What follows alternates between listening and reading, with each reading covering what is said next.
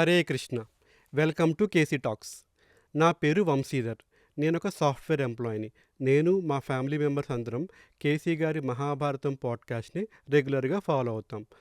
ఇంత క్రితం పాడ్కాస్ట్లో స్వర్గారోహణ పర్వంలో ఏం జరిగిందో మనం తెలుసుకున్నాం. ఇవాల్టి పాడ్కాస్ట్లో మహాభారతానికి మొదటి పర్వమైన ఆది పర్వంలో ఏం జరగబోతోంది అనేది కేసీ గారి ద్వారా తెలుసుకుందాం. హరే కృష్ణ కేసీ గారు. హరే కృష్ణ. వేదవ్యాసుడు రాసిన మహాభారతంలో 18 పర్వాల్లో మొదటి పర్వం ఆది పర్వం. అలాంటి ఆది పర్వాన్ని మనం స్వర్గారోహణ పర్వడం కూడా అయిపోయాక ఇప్పుడు చర్చించుకుంటున్నాం. ఆది పర్వంలో ఏముందో మాకు కొంచెం వివరంగా చెప్పగలుగుతారా అండి? ప్రీణయామో వాసుదేవం. స్వర్గారోహణ పర్వం అయిపోయిన తర్వాత ఆది పర్వం గురించి మాట్లాడటం అనేది ఎందుకు నేను చేశానంటే, అసలు సభాపర్వం నుంచి స్వర్గారోహణ పర్వం వరకు పాండవుల యొక్క ఔన్నత్యం ఏమిటో మీరందరూ తెలుసుకున్నారు. అసలు వాళ్ళ జీవితం ఏమిటి, వాళ్ళ జీవితాల్లో వచ్చిన ఉత్థాన పతనాలన్నీ కూడా మీరు తెలుసుకున్నారు. అలాగా ఇప్పుడు స్వర్గారోహణ పర్వం తర్వాత జరగబోయే కొన్ని సన్నివేశాలే వ్యాసుడు రాసిన ఆది పర్వంలో వచ్చే మొదటి సన్నివేశాలు. ఎందుకంటే ఇది ఒక సైకిల్ లాంటిది ఇది. సో ఎక్కడైతే స్వర్గారోహణ పర్వం అయిపోతుందో అక్కడి నుంచి మళ్ళీ ఈ ఆది పర్వంలోకి మనకు వెళ్ళటానికి ఒక కనెక్టింగ్ చైన్ లాగా ఉంటుంది. ఎందుకంటే ఇప్పుడు జరగబోయే సన్నివేశాలే ఆది పర్వానికి దారితీస్తాయి. అసలు మహాభారతం ఎందుకు చెప్పబడింది, ఎక్కడ చెప్పబడింది, ఎలాంటి పరిస్థితుల్లో చెప్పబడింది, ఎవరు ఎవరికి చెప్తున్నారు అనే విషయాలు అర్థం కావాలి.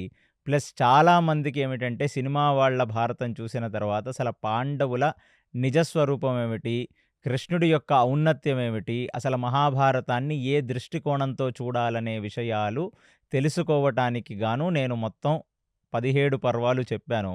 ఇప్పుడు దాన్ని కనెక్ట్ చేస్తాను ఆది పర్వానికి. ఎప్పుడైతే పాండవులు స్వర్గారోహణం చెందారో ఇక అక్కడ ఉన్న ధర్మరాజు ఎంతగానో ఆనందపడ్డాడు. ఎందుకంటే ఫైనల్లీ వాళ్ళ యొక్క దేవతా అంశాలలోకి అంతర్ధానం అయిపోయారు. పంచపాండవులు వాళ్ళు ఎక్కడి నుంచి వచ్చారో అంటే ఏ భూభార హరణానికి శ్రీకృష్ణ పరమాత్మకు సేవ చేయటానికి వచ్చారో వాళ్ళందరూ వాళ్ళ దేవతా రూపాల్లోకి అంతర్ధానం అయిపోయారు.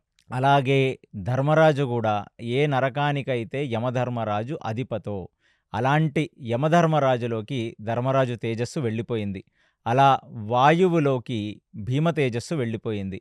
అలా అర్జునుడు తేజస్సు ఇంద్ర తేజస్సులోకి విలీనమైపోయింది. ద్రౌపది తను దుర్గా, పార్వతి, సరస్వతులలోకి అంతర్ధానం అయిపోయింది. నకుల సహదేవులు వాళ్ళు అశ్విని దేవతల్లోకి అంతర్ధానం అయిపోయారు. ఇక్కడ 2 ప్రధాన ఘట్టాలు మనం అర్థం చేసుకోవలసినది ఏమిటంటే, ధర్మరాజు ఎందుకు వెళ్ళిపోతున్నప్పుడు అంటే తను స్వర్గారోహణకి వెళ్ళిపోతున్నప్పుడు పాండవులలో చిన్న చిన్న క్లేశములను ఆయన మాట్లాడినట్టుగా మనం విన్నాం.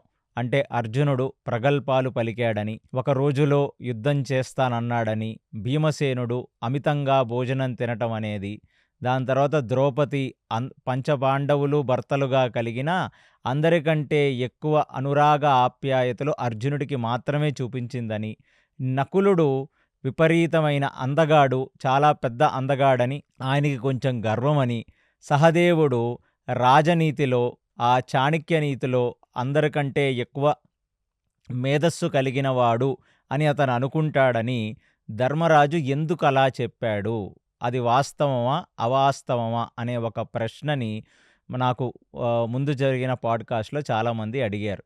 ఎందుకు అలా చెప్పాడు అంటే ధర్మరాజు చాలా రుణపడిపోయి ఉన్నాడు పాండవులకి. ఎందుకంటే అన్నని సింహాసనం మీద కూర్చుండబెట్టి నలుగురు తమ్ముళ్ళు 4 వేపులకెళ్ళి రాజ్యాలన్నీ జయించి తీసుకొని వచ్చి ధర్మరాజు కాళ్ళ దగ్గర పెట్టారు. ఎప్పుడు? ఆ సభాపర్వంలో రాజసూయ యాగం చేస్తున్నప్పుడు. అదే కాకుండా వాళ్ళ జీవిత కాలంలో ఎన్నడూ అన్నకు ఎదురు చెప్పలేదు, ఎన్నడూ అన్నతో వాళ్ళు దుర్భాషలాడలేదు. ఒక అన్నలాగా కాకుండా అతనే ఒక తండ్రిలాగా భావించి ఈ 4 పాండవులు బ్రతికారు. అలాంటిది ఆయనకి విపరీతమైన రుణానుబంధం ఏర్పడింది ఇప్పుడు ఈ పాండవులతో. ఈ తాత్వికమైన విషయాన్ని మహాభారత తాత్పర్య నిర్ణయమునందు మధ్వాచార్యులు వారు చెప్తున్నారు. దీని వెనకాల ఒక తత్వం ఉంది. ఎప్పుడైనా ఒక మనిషి ఇంకొక మనిషికి పూర్తిగా రుణపడిపోతే, ఆ మనిషి చేసిన తప్పులను ప్రస్తావిస్తే ఆ రుణబంధం విరిగిపోతుంది అనేది ధర్మశాస్త్రం. అందుకనే ఏమిటంటే, ఎవరైనా ఎవరితో అయినా చాలా విపరీతమైన సేవలు చేయించుకుంటే, అలాంటి సేవలు చేయించిన వ్యక్తి యొక్క దోషములో, లేకపోతే వాళ్ళని దుర్భాషలాడటమో, లేకపోతే వాళ్ళని చిన్నతనం చేసి చూపించటమో వల్ల వాళ్ళ మధ్యన ఉన్న రుణబంధం అనేది విరిగిపోతుంది. అందుకనే తెలిసి తెలిసే ధర్మరాజు ఇలా కావాలని వాళ్ళలో లేని విషయాలను ప్రస్తావించాడు అనేది మనకు తాత్పర్య నిర్ణయం చెప్తుంది. ఎందుకంటే ఆ రుణాన్ని ఆయన తెంపుకొని ముందుకు వెళ్ళిపోవాలి. అందుకనే అతను చెప్తున్న ప్రతిదాన్ని భీముడు అవునా అని ఒక వెటకారంతో అడిగాడు ధర్మరాజుని. అది ఒక ప్రధానమైన పాయింట్. రెండవ పాయింట్ ఏమిటంటే, అతనికి నరకద్వార ప్రవేశం, ఆ నరకంలో ఉన్న వైతరణి నది, ఆ వైతరణి నది దాటుతున్నప్పుడు అటువైపు నుంచి వచ్చిన దుర్గంధం, అటువైపు నుంచి చూడరాని విషయాలను చూడటం లాంటి ఒక దౌర్భాగ్య పరిస్థితి ధర్మరాజుకి కలిగింది. ఎందుకంటే నరకద్వార ప్రవేశం అనేది ఎటువంటి సజ్జనుడికి కలగదు. కానీ ఆయనని పరీక్షించటానికి తీసుకువెళ్ళినప్పటికీ ఆయనకి ఆ నరకద్వారము యొక్క ప్రవేశము, వైతరణి నది యొక్క ఆ దుర్గంధము అది ఆయనకి కలిగింది. అది ఎందుకు కలిగింది అనేది మహాభారత తాత్పర్య నిర్ణయం ఏం చెప్తుంది అంటే, ఎప్పుడైతే 14వ రోజు కురుక్షేత్రంలో పగలు రాత్రి వాళ్ళు యుద్ధం చేసి అలిసి సొలసి పడుకొని పొద్దున్నే 15వ రోజుకి కేవలం 3-4 గంటలు మాత్రమే రెస్ట్ తీసుకొని సైనికులు ఎవరికి వాళ్ళు ఆ అంబారీల మీద, అంబారీల కింద, ఆ రథాల మీదే పడుకొని వాళ్ళు 15వ రోజు యుద్ధానికి వచ్చారన్న సంగతి నేను మీకు కురుక్షేత్రంలో చెప్పాను. అలా వాళ్ళందరూ కూడా విపరీతంగా అలసి సొలసి యుద్ధం చేస్తుంటే, ద్రోణాచార్యుడు పేట్రేగిపోయి బీభత్సం చేస్తూ అందరినీ చంపుతున్నప్పుడు శ్రీకృష్ణ పరమాత్మ వెళ్ళి ధర్మరాజుతో అన్నాడు. ఏమిటంటే, ఇప్పుడు నువ్వు వెళ్ళి నీ గురువుని నిగ్రహించవలసినది. మొదటి రోజు నువ్వు చేతులు కట్టుకొని గురువుగారి దగ్గరికి వెళ్ళి, ఈ యుద్ధంలో మాకు విజయం కలగాలంటే నేనేమి చెయ్యాలి అని నువ్వు అడిగినప్పుడు ఏం చెప్పాడు నీ గురువు? నేను వినరాని ఒక విషయాన్ని విన్నప్పుడు, నా మనసునందు ఒక బాధ కలిగినప్పుడు మాత్రమే నేను నా అస్త్ర సన్యాసం చేసేస్తాను, చేతిలో ఉన్న అస్త్రాన్ని వదిలేస్తానని చెప్పాడు కదా. ఆయనకి అన్నిటికంటే వినరాని వార్త తన యొక్క కొడుకైన అశ్వత్థామ చచ్చిపోవటం. కాబట్టి నువ్వు వెళ్ళి నీ గురువుకి ఈ విషయాన్ని చెప్పవలసినది అంటే, అది తెలుసుకున్న భీమసేనుడు పక్కనే ఉన్న అశ్వత్థామ అనే ఒక ఏనుగుని చంపేసి వచ్చి ద్రోణాచార్యుడికి చెప్పేశాడు, అశ్వత్థామ మృతిహి అని. కానీ ధర్మరాజు అంతగా విద్య నేర్చుకున్నాడు ఆ గురువు దగ్గర. ఆ గురువుని నిగ్రహించలేడు. ఎందుకంటే గురువుని నిగ్రహించలేకపోతే శ్రీకృష్ణ పరమాత్మ చెప్పేశాడు, సాయంత్రానికి ఇక మిగిలేది మీ పంచపాండవులే తప్ప మీ సైన్యం మొత్తం చనిపోతుంది. కాబట్టి నువ్వు చూసుకో నీకేం కావాలో అని చెప్పి వదిలేశాడు కదా. ఈ క్లిష్టమైన పరిస్థితులలో అతను ధర్మస్య ప్రభురచ్యుత, ఆ అచ్యుతుడు శ్రీకృష్ణ పరమాత్మ చెప్పింది విని ఆయన చెప్పింది చెప్పినట్టు చెయ్యాలి భీమసేనుడిలాగా. కానీ అతని సొంత పైత్యం ఉపయోగించి అశ్వత్థామ ఇతి కుంజరః మృతిః అని, కుంజరః అనే ఒక పదాన్ని చాలా చాలా నెమ్మదిగా చెప్పి అశ్వత్థామ ఇతి కుంజరః మృతిః అని చెప్పాడు. అక్కడ ద్రోణాచార్యుడు అసలు అడిగిందేమిటి? అశ్వత్థామ బ్రతికున్నాడా అని ధర్మరాజు కళ్ళల్లో చూచి అడిగినప్పుడు దానికి రెండే సమాధానాలు ఉంటాయి. ఒకటి మరణించాడు మృతిః, లేదా ఉన్నాడు అని చెప్పాలి. కానీ అది అబద్ధము కాకూడదు, దానికి పాపము అంటకూడదనే ఒక డిప్లొమాటిక్ స్పిరిట్‌తో ఎప్పుడైతే అశ్వత్థామ ఇతి కుంజరః మృతిః అని చెప్పాడో అది అబద్ధమైపోయింది. ఎందుకంటే కృష్ణుడు చెప్పింది చెప్పినట్టు చెప్పుండుంటే కనీసం ధర్మం వైపు నిలబడి ఉండేవాడు ఆయన.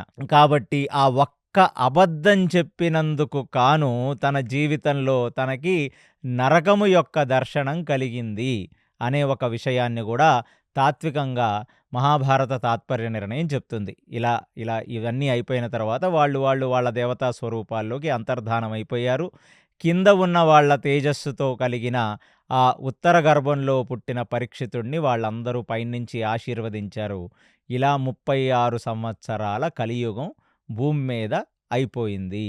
ఇక పరీక్షితుడు కూడా ఆ యుయుత్సువు యొక్క నేతృత్వంలో ఆ శ్రీకృష్ణ పరమాత్మ యొక్క మునిమనవడైన వజ్ర యొక్క సన్నిహిత్యంతో, వారి యొక్క మైత్రితో వాళ్ళు భూమండలాన్ని చాలా బాగా ఏలసాగారు. అలా కొంతకాలానికి పరీక్షితుడికి ఇతకు పూర్వమే అంటే యుధిష్ఠిరుడు ఉండగానే ఆ మద్ర రాజ్యంలో ఉత్తర యొక్క అన్న కూతురు అయిన మద్రవతి అంటే సొంత మరదలే ఆమెతో పరీక్షితుడికి పెళ్లి జరిగింది. పరీక్షితుడికి మద్రవతికి 4 కుమారులు పుట్టారు. ఇలాగ కాలం ముందుకు సాగుతూనే ఉంది. ఒకానొక రోజు పరీక్షితుడు ఆయన యొక్క పెద్ద తాతగారు అయిన ధర్మరాజు అశ్వమేధ యాగాన్ని చేశాడంటే పంచపాండవులు. దానివల్ల కొంచెం సుభిక్ష అనేది భూమి మీద వచ్చింది. దాని తర్వాత శ్రీకృష్ణ పరమాత్మ మళ్ళీ 12 సంవత్సరాల పాటు సత్రయాగం చేశారు. ఆ సత్రయాగం వల్ల మళ్ళీ భూమి మీద ఇంకొంచెం పుణ్యం పెరిగి అంతా సుభిక్షగా ఉంది. కానీ పాండవులు వెళ్ళిపోయారు, శ్రీకృష్ణ పరమాత్మ వెళ్ళిపోయాడు. మరి వెళ్ళిపోగానే అసలు భూమి మీద ధర్మం ఎలా ఉంది అని అతనే తెలుసుకోవటానికి ఒకరోజు రాజ్యంలో ఆయన ప్రయాణించసాగాడు. ఎక్కడ చూసినా ధర్మం బానే ఉంది. పెద్దవాళ్ళని చిన్నపిల్లలు గౌరవిస్తున్నారు. ఆలయాల్లో షోడశోపచారాలు జరుగుతున్నాయి. వర్షాలు పడుతున్నాయి. భూమి సుభిక్షంగా ఉంది. ఎవరూ ఆకలి మరణాలు పొందట్లేదు. పెద్దవాళ్ల ముందు చిన్నవాళ్ళు మరణించట్లేదు. ఆడవాళ్ళకి వైధవ్యం రావట్లేదు. అంత భూమి మీద ధర్మం బానే ఉంది అని చూసి చాలా సంతోషించి, కలియుగంలో ఇంకా 40 సంవత్సరాలు గడిచినా ఇంకా కలిప్రవేశం జరగలేదు. కలిని ఖచ్చితంగా మా పూర్వీకులు నిగ్రహించారు అని ఎంతగానో ఆనందపడుతున్న పరీక్షితుడికి ఇప్పుడు చాలా వింత అనుభవం ఎదురైంది.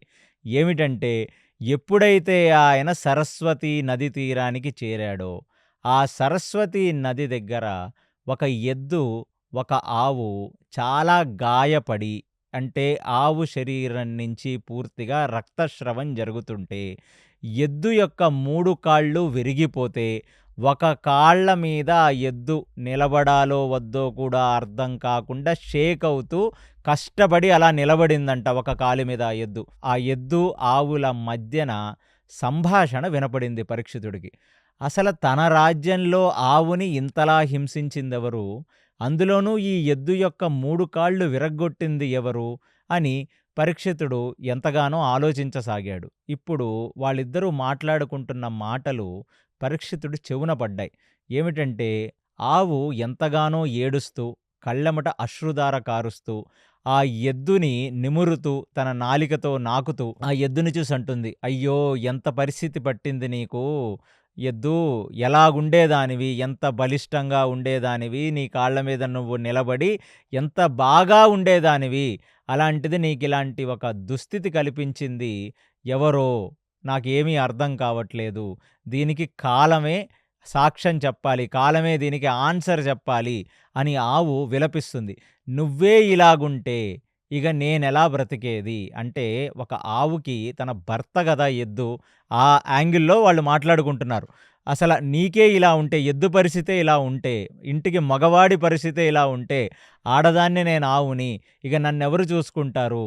నా బాగోగులు ఎవరు చూసుకుంటారని అడిగితే, అప్పుడు పరీక్షితుడికి ఇదొక వింత. ఎందుకంటే 2 పశువులు ఒకదానితో ఒకటి మాట్లాడుకుంటూ, ఒకదాన్ని ఒకటి ఓదార్చటం అనేది అది ఒక వింత.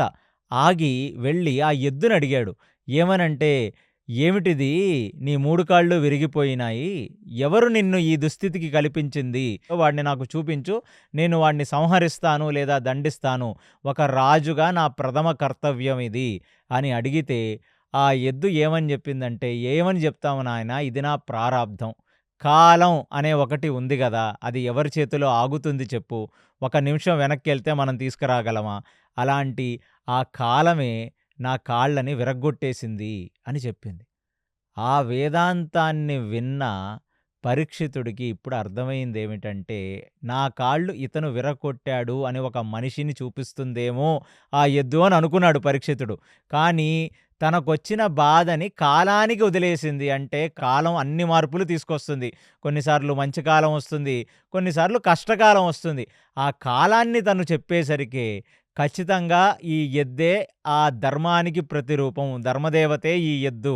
అలాంటిది ఈ ఆవే ఈ భూమాత అన్న సంగతి పరీక్షితుడికి అర్థమయ్యి, అసల మోకాళ్ళ మీద పడిపోయిన పరీక్షితుడు ఆ ఆవుని, ఎద్దుని ఆలింగనం చేసుకొని ఎంతగానో ఏడవసాగాడు. ఎందుకంటే అతనికి ఆ పజిల్ అర్థమైపోయింది. ఈ ఆవు ఎందుకు బాధపడుతుందంటే, ఇక ధర్మం అనేది కేవలం ఒక కాలు మీద నిలబడితే మళ్ళీ అసురులు పేట్రేగిపోతారు. అప్పుడు భూభార హరణాన్ని తగ్గించటానికి వచ్చిన శ్రీకృష్ణావతారం మళ్ళీ తిరిగి రావాల్సి ఉంటుంది. ఇప్పుడే గదా కృష్ణ అంతర్ధానమయ్యి కనీసం కొన్ని సంవత్సరాలు కూడా పూర్తి కాలేదు. అప్పుడే భూమాతకి ఇంత బాధనా? అయ్యో! ఏమిటి ఈ దుస్థితి? దీనికి ప్రధానమైన కారణం కాలం అని చెప్పింది ధర్మదేవత అయిన ఈ ఎద్దు. అంటే కలికాలం ప్రవేశించిందనే సంగతి నాకు పూర్తిగా అర్థమయ్యింది అని తన ఖడ్గాన్ని తీసి గాలిలో చూసి గట్టిగా అరిశాడు. ఒరేయ్ కలి, ఎక్కడున్నావు నువ్వు? నా ముందుకు రావలసినది అనగానే కలి ఒక నల్లటి పురుషుడి ఆకారంలో మసి పూసుకొని పైనుంచి కింద వరకు ఆయన విపరీతమైన బంగారం వేసుకొని వచ్చి పరీక్షితుడు ముందు నిలబడ్డాడు. నిలబడగానే ఆ కలి యొక్క చేతులు పట్టుకొని తన చేతిలో ఉన్న ఖడ్గంతో ఇక కలిని సంహరిద్దాం అని ఆ కలిని సంహరించబోయాడు. కలిని సంహరించబోతే కలి చెప్పాడు, "నువ్వు రాజువి. నీ రాజ్యంలో వచ్చిన ప్రతి వాడికి నువ్వు హెల్ప్ చేయటం అనేది నీ క్షత్రియ ధర్మం. అలాంటిది ఇది నా కాలం. నేను వచ్చి 36 సంవత్సరాలయ్యింది.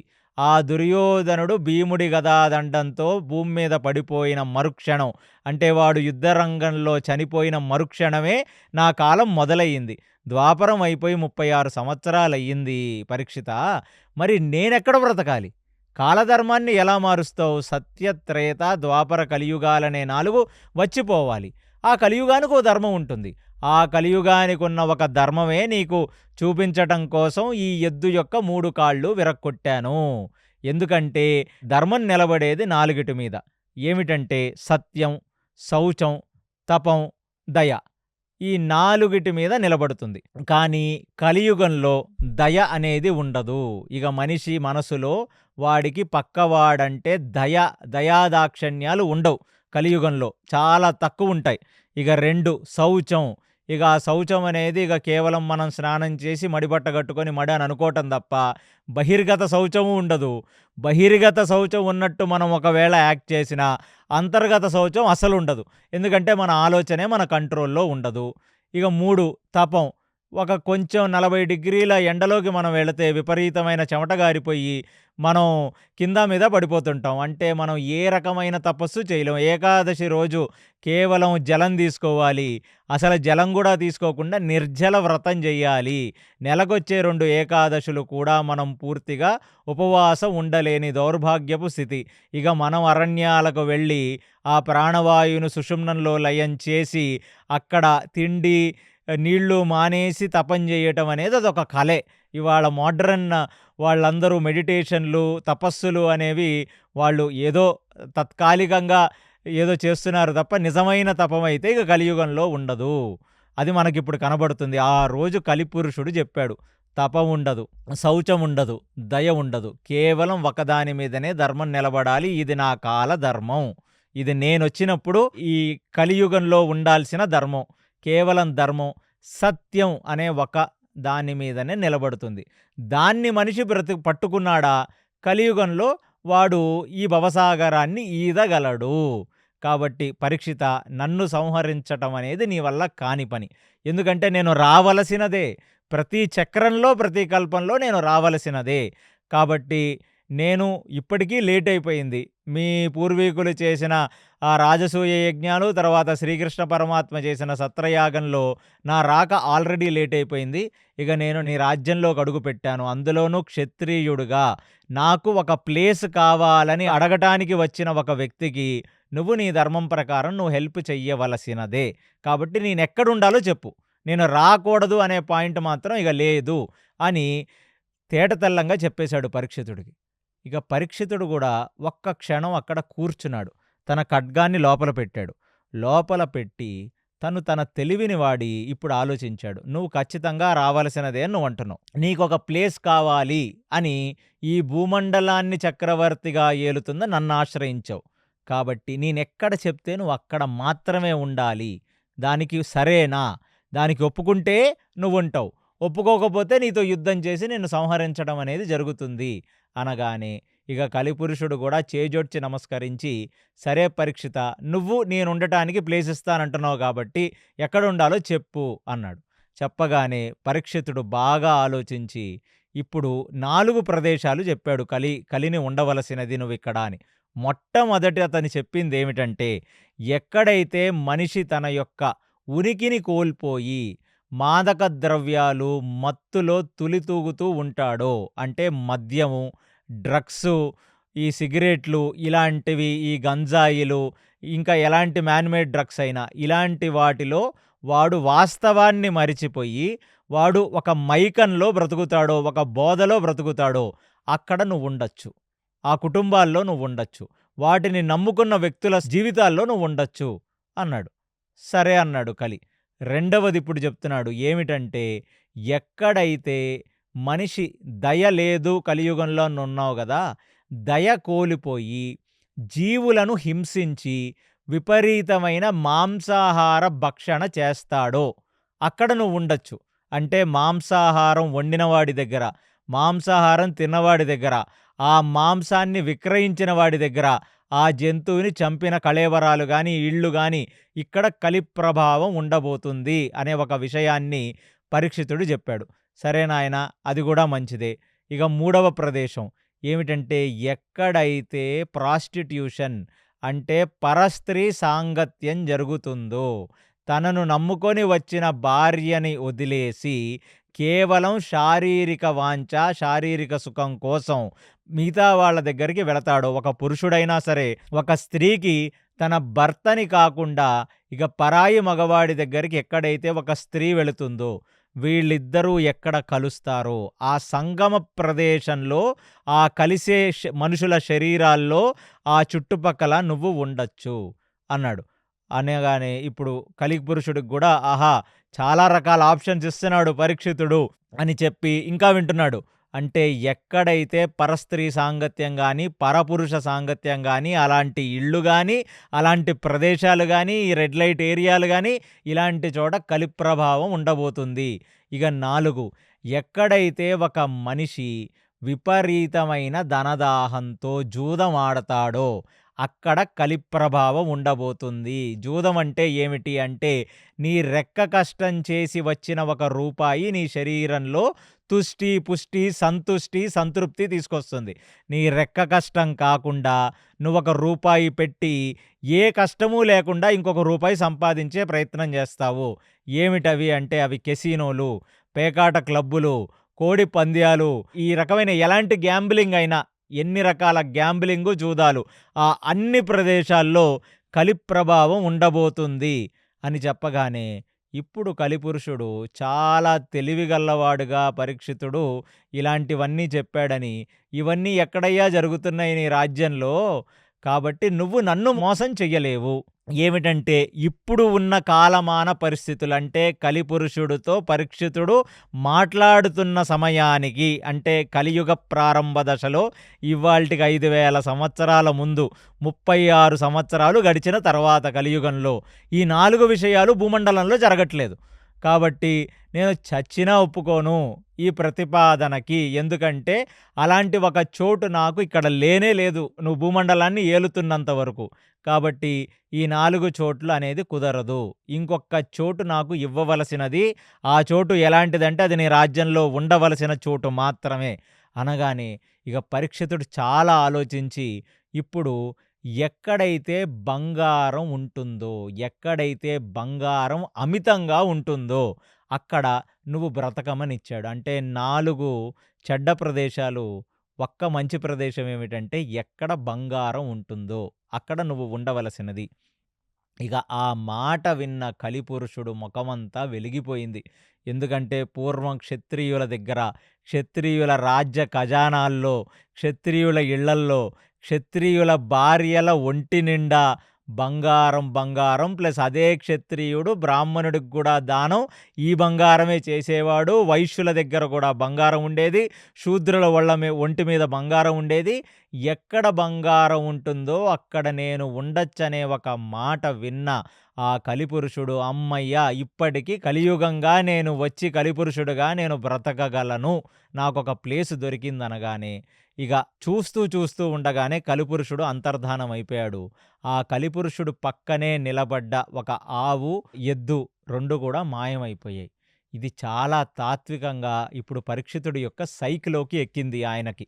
ఏమిటంటే ఇక నేను చాలా ధీటుగా రాజ్యాన్ని పరిపాలించాలి.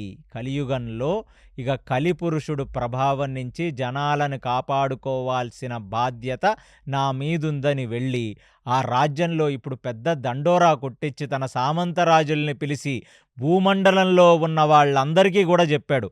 ఏమిటంటే నాకు కలిపురుషుడికి మధ్యన ఒక అగ్రీమెంట్ జరిగింది. ఎందుకంటే కలిపురుషుడిని ఇక ఆపలేం. అతను వచ్చేశాడు. కాబట్టి మన రాజ్యంలో ఈ 4 విషయాలు జరగకూడదు. ప్రతి వ్యక్తి మద్యం అనేది మ్యానుఫ్యాక్చరింగ్ గానీ, మద్యం గృహాలు గానీ, మద్యం అనేది సేవించడం గానీ ఇక జరగకూడదు. ఎందుకంటే ఇతకు పూర్వం క్షత్రియులలో మద్యం సేవించడం అనేది ఒకటి జరిగింది. అది మనం మహాభారతం మొత్తం చెప్పుకున్నాం. రకరకాల ఇన్స్టెన్స్‌లో కర్ణుడు కూడా ప్రతిజ్ఞ చేశాడు. ఇవాళ నుంచి నేను మద్యం, మాంసం ముట్టుకోనని. అంటే మద్యము, మాంసము సేవన అనేది అప్పటి రోజుల్లో ఉండేది. కానీ ఇక పరీక్షితుడు పెట్టిన ఈ ఆర్డర్‌తో ఇక మద్యం గృహాలన్నీ బందయిపోయాయి. ఇక అప్పటినుంచి మాంసాహార సేవన అనేది ఇక జరగటం ఆగిపోయింది. జూదం అనేది అది ముందు నుంచి లేదు. ఒక్క జూదానికి వెళ్ళటంతో కురుక్షేత్రం అనే ఒక పెద్ద విపత్తు తెచ్చారు కదా! అలాంటిది ఇక జూదం అనేది ఎవడు దగ్గరికి వెళ్ళట్లేదిక. ఆ జూదం అనేది ముందు నుంచి కూడా లేదు.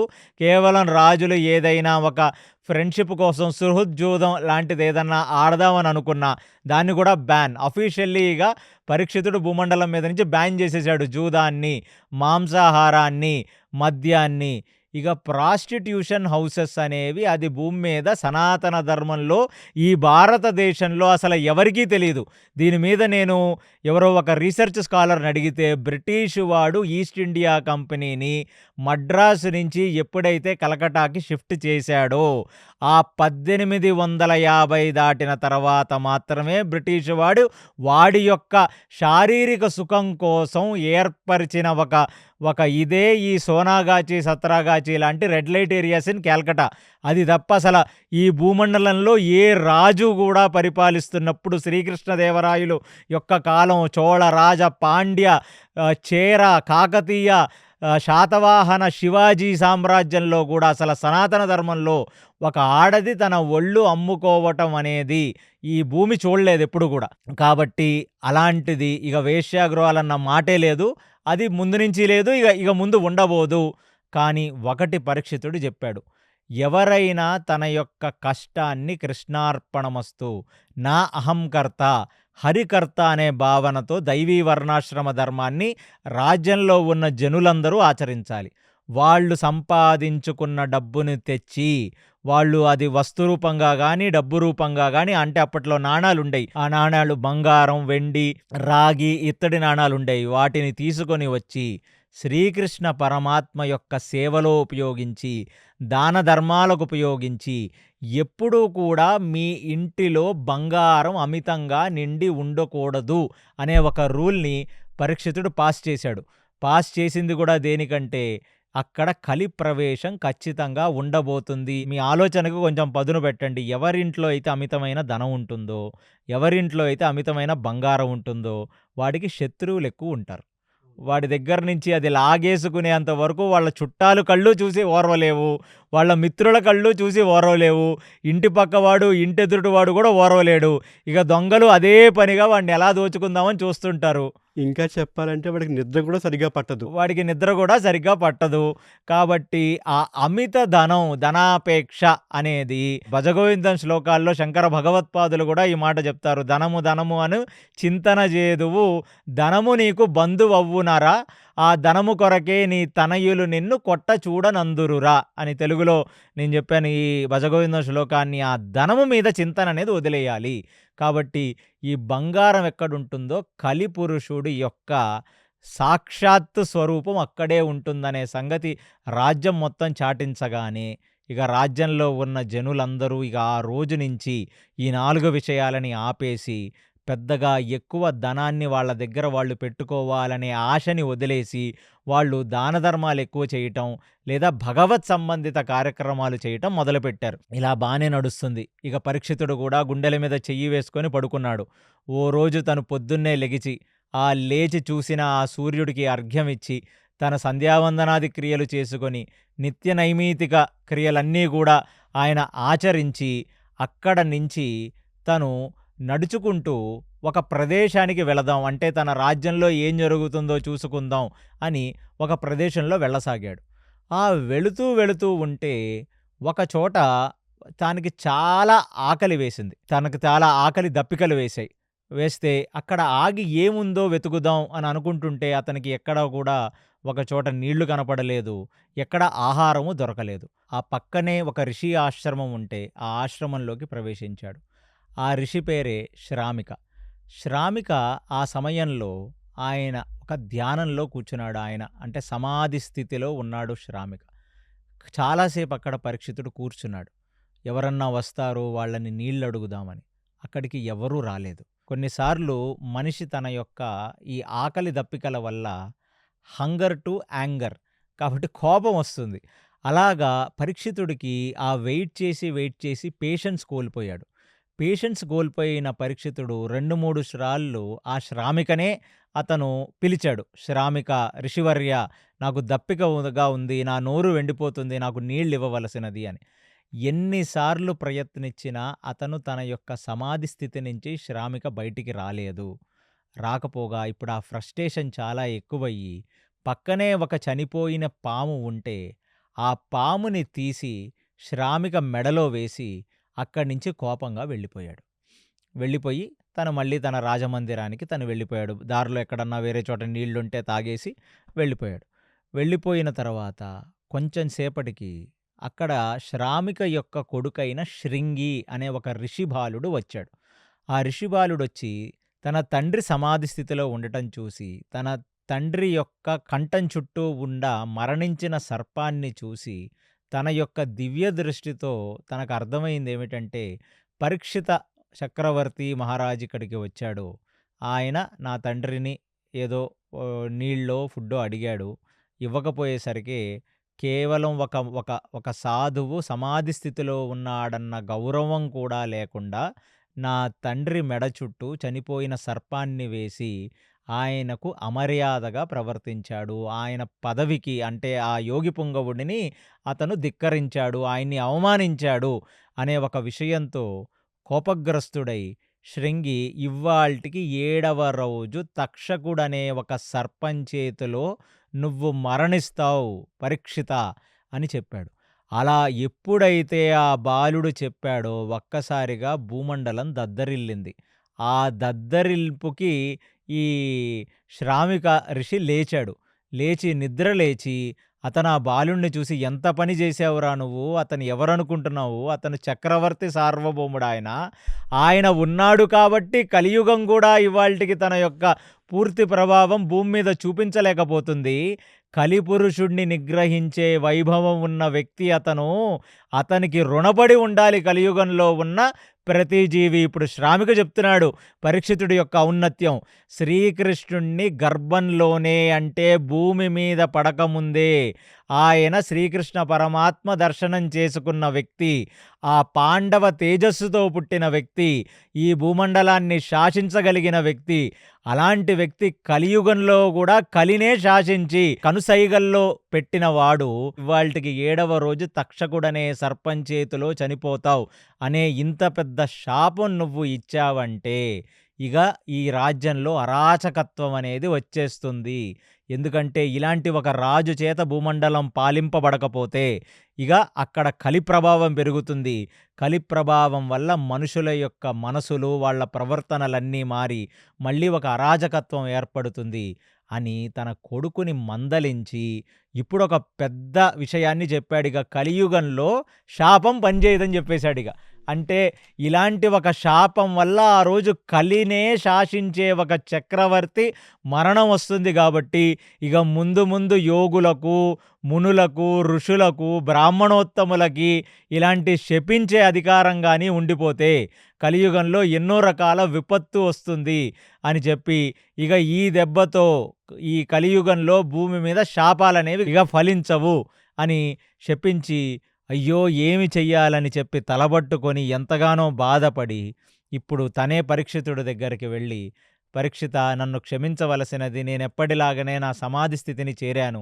నేను నా శరీరం లోపల శరీరం తామరాకు మీద నీటి బొట్టు ఎలా ఉంటుందో, ఆ ఆత్మని సుషుమ్నంలో లయం చేసి యోగ సాధన చేస్తున్న క్షణంలో తమరు నాకు చెప్పిన విషయాలు కానీ, తమరు నన్ను నీళ్లు అడిగిన విషయాలు ఈ మాంసపు చెవులకు వినపడలేదు. నన్ను క్షమించవలసినది. అలాంటిది ఇంత చిన్న విషయానికి నా కొడుకు మిమ్మల్ని క్షపించాడు. దానివల్ల 7వ రోజు తక్షకనామ సర్పం చేతిలో మీ మరణం అనేది వస్తుంది. పరీక్షిత రాజా, నన్ను క్షమించవలసినది అని బోరునేడ్చాడు శ్రామిక. అది విన్న పరీక్షితుడిలో ఎటువంటి రాగద్వేషాలు రాలేదు. ఇక ఆయనకి అర్థమైందేమిటంటే, ఎప్పుడైనా శరీరాన్ని వదిలేసి వెళ్ళిపోవలసినదే. ప్రతి వ్యక్తి ఈ మృత్యులోకంలోకి వస్తే ఇక్కడ మృత్యువుని ఆలింగనం చేసి ఈ పంచభూతాకృతమైన శరీరాన్ని ఇక్కడ వదిలేసి వెళ్ళిపోవలసినదే. కాబట్టి అది 2 రోజులు ముందు ఒకడికొస్తుంది, 2 రోజులు తర్వాత ఒకడికొస్తుంది. అంతే తేడా తప్ప అందరం ఇక్కడి నుంచి వెళ్ళిపోవాల్సినదే. సో, ఇదంతా జరుగుతున్నప్పటికి సుమారుగా పరీక్షితుడు వయసు ఓ 50 సంవత్సరాలు ఉండుండొచ్చు. అంటే అది టెక్నికల్లీ నాకు ఎగ్జాక్ట్‌లీ ఎంత వయసో తెలీదు. బట్ నేను అక్కడ ఉన్న మహాభారతంలో ఉన్న క్రానాలజికల్ ఆర్డర్ ప్రకారం చెప్తున్నా. ఓ 50 సంవత్సరాలు ఉండుండవచ్చు. పోతే పోయింది. ఏముంది? శరీర త్యాగానికి ఇక సిద్ధపడాల్సిందే. కాబట్టి ఇది ఒకంతు మంచిదే. నేను మోక్ష సాధన చెయ్యటానికి నాకు ఆస్కారం ఉంది అని. ఎందుకంటే తను వానప్రస్థాశ్రమంలో గాని ఉండుంటే పరీక్షితుడు తన పూర్వీకులు వెళ్ళినట్టే తను వెళ్ళిపోయి ఉండేవాడు. ఇంకా రాజ్య సింహాసనంలో ఉన్నాడు కాబట్టి అతను 50-75 సంవత్సరాల లోపలే ఉండాలి.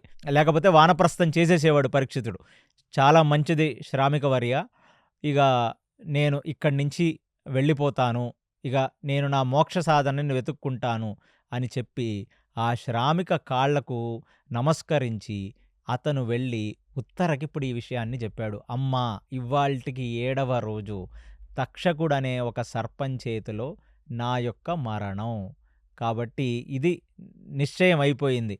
కాబట్టి ఇక నేను నా కొడుకులైన వాళ్ళకి రాజ్యాన్ని అప్పజెప్పి వాళ్ళకి పట్టాభిషేకం చేసేసి నేనిక్కడి నుంచి నా మోక్ష సాధనకి నేను వెళ్ళిపోతాను అని చెప్పగానే ఉత్తర కూడా ఎంతగానో దుఃఖసాగరంలో మునిగిపోయింది. ఎంతగానో బాధపడింది.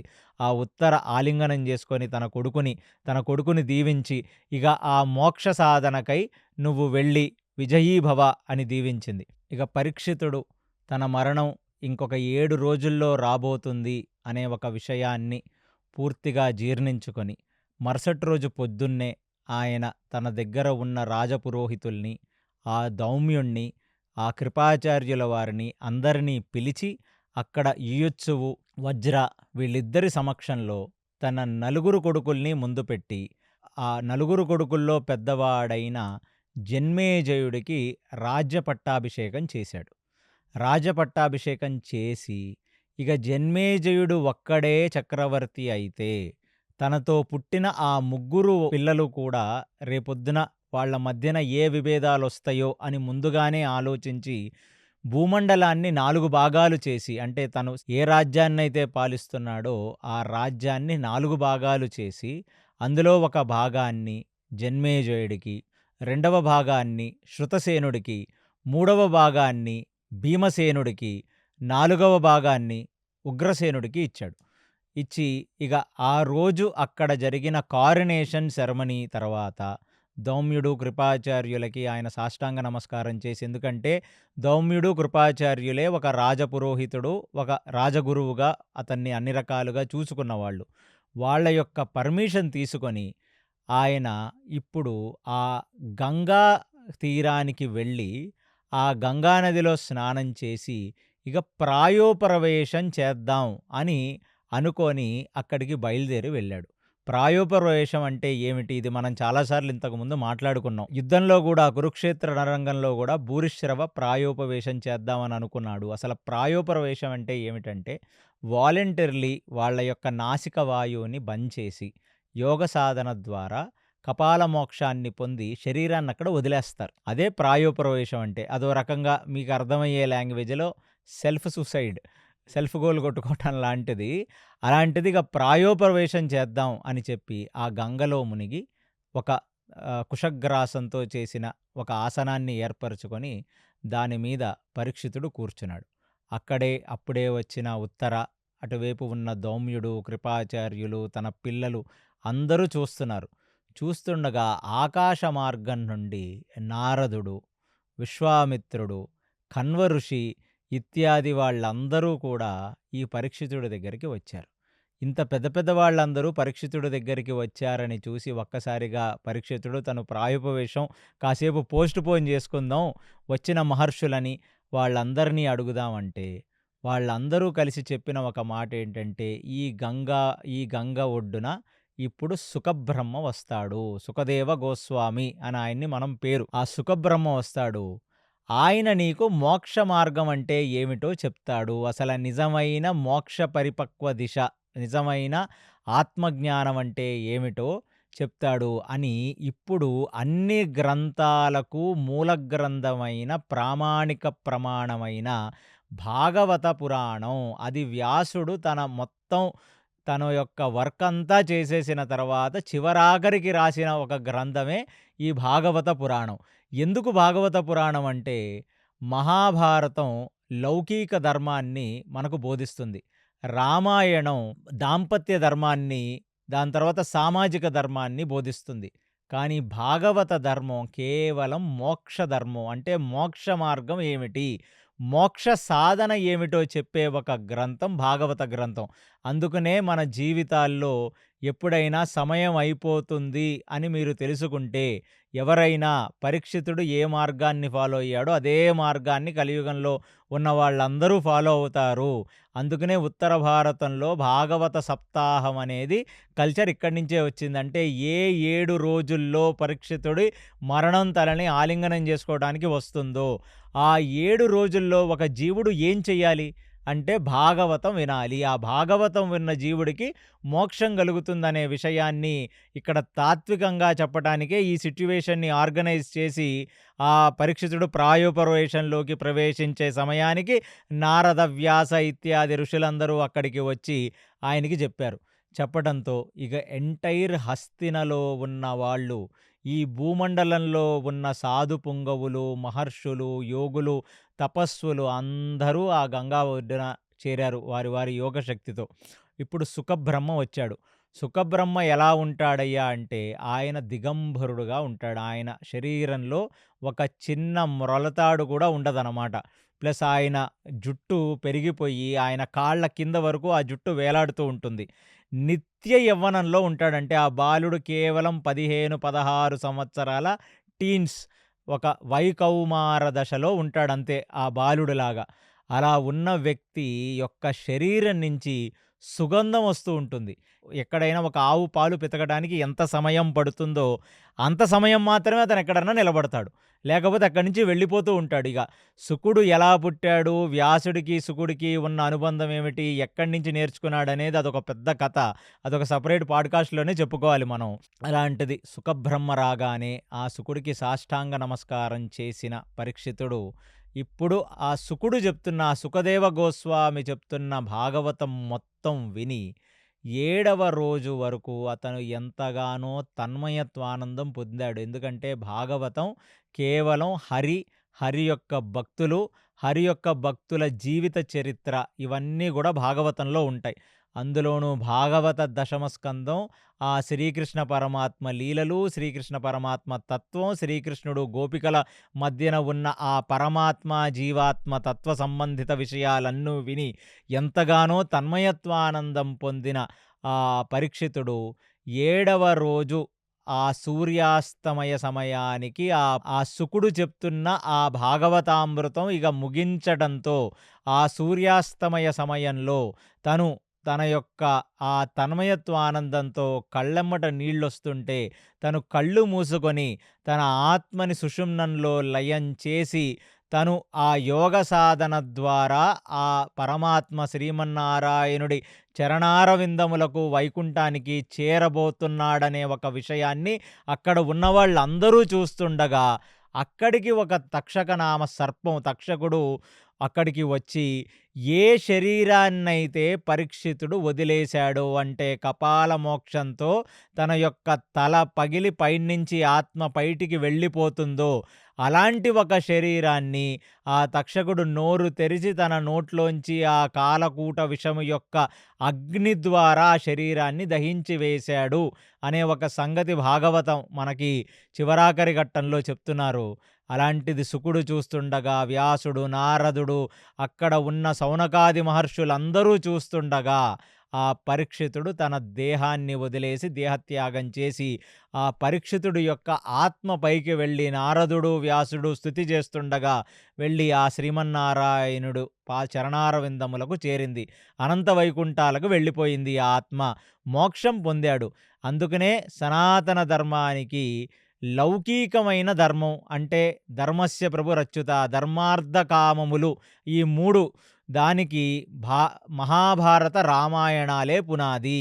కానీ మోక్షానికి భాగవతం పునాది. అలాంటిది ఇవాళ ఈ మహాభారతంలో ఉన్న ప్రాథమిక అంటే ఇవన్నీ స్టార్టింగ్‌లో వస్తున్నాయి మహాభారతం ఆది పర్వంలో. ఏదైతే ముగిసిపోయిందో ఆ ముగిసిపోయిన దానికి ఇది కంటిన్యూషన్. అలాంటి పరీక్షితుడు ఇగ తన యొక్క శరీరాన్ని అక్కడ త్యాగం చేసి ఆయన ఆ ఊర్ధ్వలోకాలకి, వైకుంఠ లోకాలకి వెళ్ళిపోవటం జరిగింది. దీని తర్వాత జన్మేజయుడు చాలా కాలం చాలా అద్భుతంగా తన రాజ్యాన్ని పరిపాలించాడు. అందుకనే కలియుగంలో ఉన్న పురుషులందరూ కూడా పరీక్షితుడికి రుణపడి ఉండాలి. ప్రతిరోజు పరీక్షిత చక్రవర్తిని మనం జ్ఞాపకం తెచ్చుకోవాలి. ఎందుకంటే ఆ పరీక్షితుడే గాని ఉండి ఉండకపోతే కలి ఎక్కడ పడితే అక్కడ తన ప్రభావాన్ని చూపిస్తూ ఉండేది. ఇవాళ కలియుగంలో మన జీవితాలు చాలా సులువు.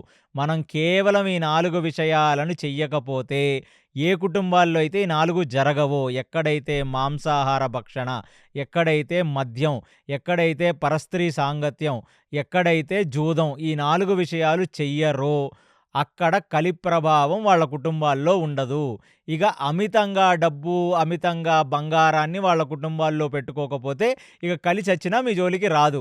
అలాంటి ఒక కుటుంబాల్లో మీరు కలియుగంలోనే కలి ప్రభావం అంటకుండా చాలా ప్రశాంతంగా మీరు బ్రతకగలరు. ఇలాంటి ఒక మహోత్కృష్టమైన అవకాశం, ఇలాంటి మహోత్కృష్టమైన సౌభాగ్యం కలియుగ పురుషులకు ఎవరి వల్ల కలిగింది అంటే పరీక్షితుడు వల్ల కలిగింది. అందుకనే మనం ఏ భీష్మ ఏకాదశి రోజు భీష్ముడికి తర్పణం వదులుతామో విష్ణు సహస్రనామం చదివి అంత కృతజ్ఞతాపూర్వకంగా భాగవత సప్తాహమైన తర్వాత ఆ పరీక్షితుడికే మనం తర్పణం వదులుతాం.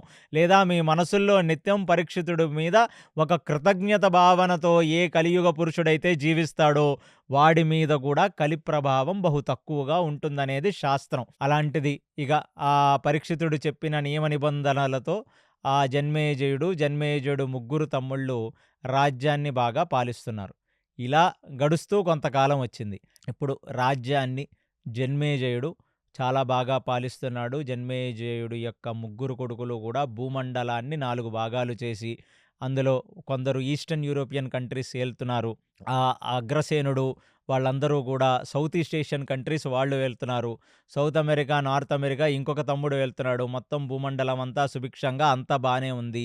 ఆ పరీక్షితుడు పెట్టిన నియమ నిబంధనలను ఎక్కడా కూడా ఉల్లంఘించకుండా జన్మేజయుడు ముగ్గురు తమ్ముళ్ళు రాజ్యాన్ని చాలా సుభిక్షంగా పాలిస్తున్నారు.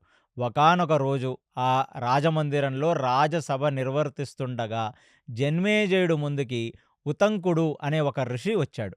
ఇదంతా కలియుగ ప్రారంభంలో జరుగుతుంది. ఇది అసలైన హిస్టరీ. మనకు హిస్టరీ బుక్స్‌లో చెప్పాల్సిన హిస్టరీ ఇదంతా. మనం కేవలం బ్రిటిష్ పాలన, మొఘలు పాలన, ఇంకా కొంచెం ముందుకెళ్ళి మౌర్య డైనాసిటీ, మౌర్య ఎరా వరకే మనం చదువుకుంటాం తప్ప కలియుగంలో 3000 ఇయర్స్ బీసీ అప్పుడు జరుగుతున్న ఒక హిస్టరీ ఇది, ఒక ఇతిహాసం ఇది ఇప్పుడు నేను చెప్తుంది. అక్కడికి ఉతంకుడనే ఒక ఋషి వచ్చాడు. ఋషి వచ్చి, "ఏమయ్యా జన్మేజయ, నీ తండ్రి ఎలా చనిపోయాడో నీకు తెలుసా?"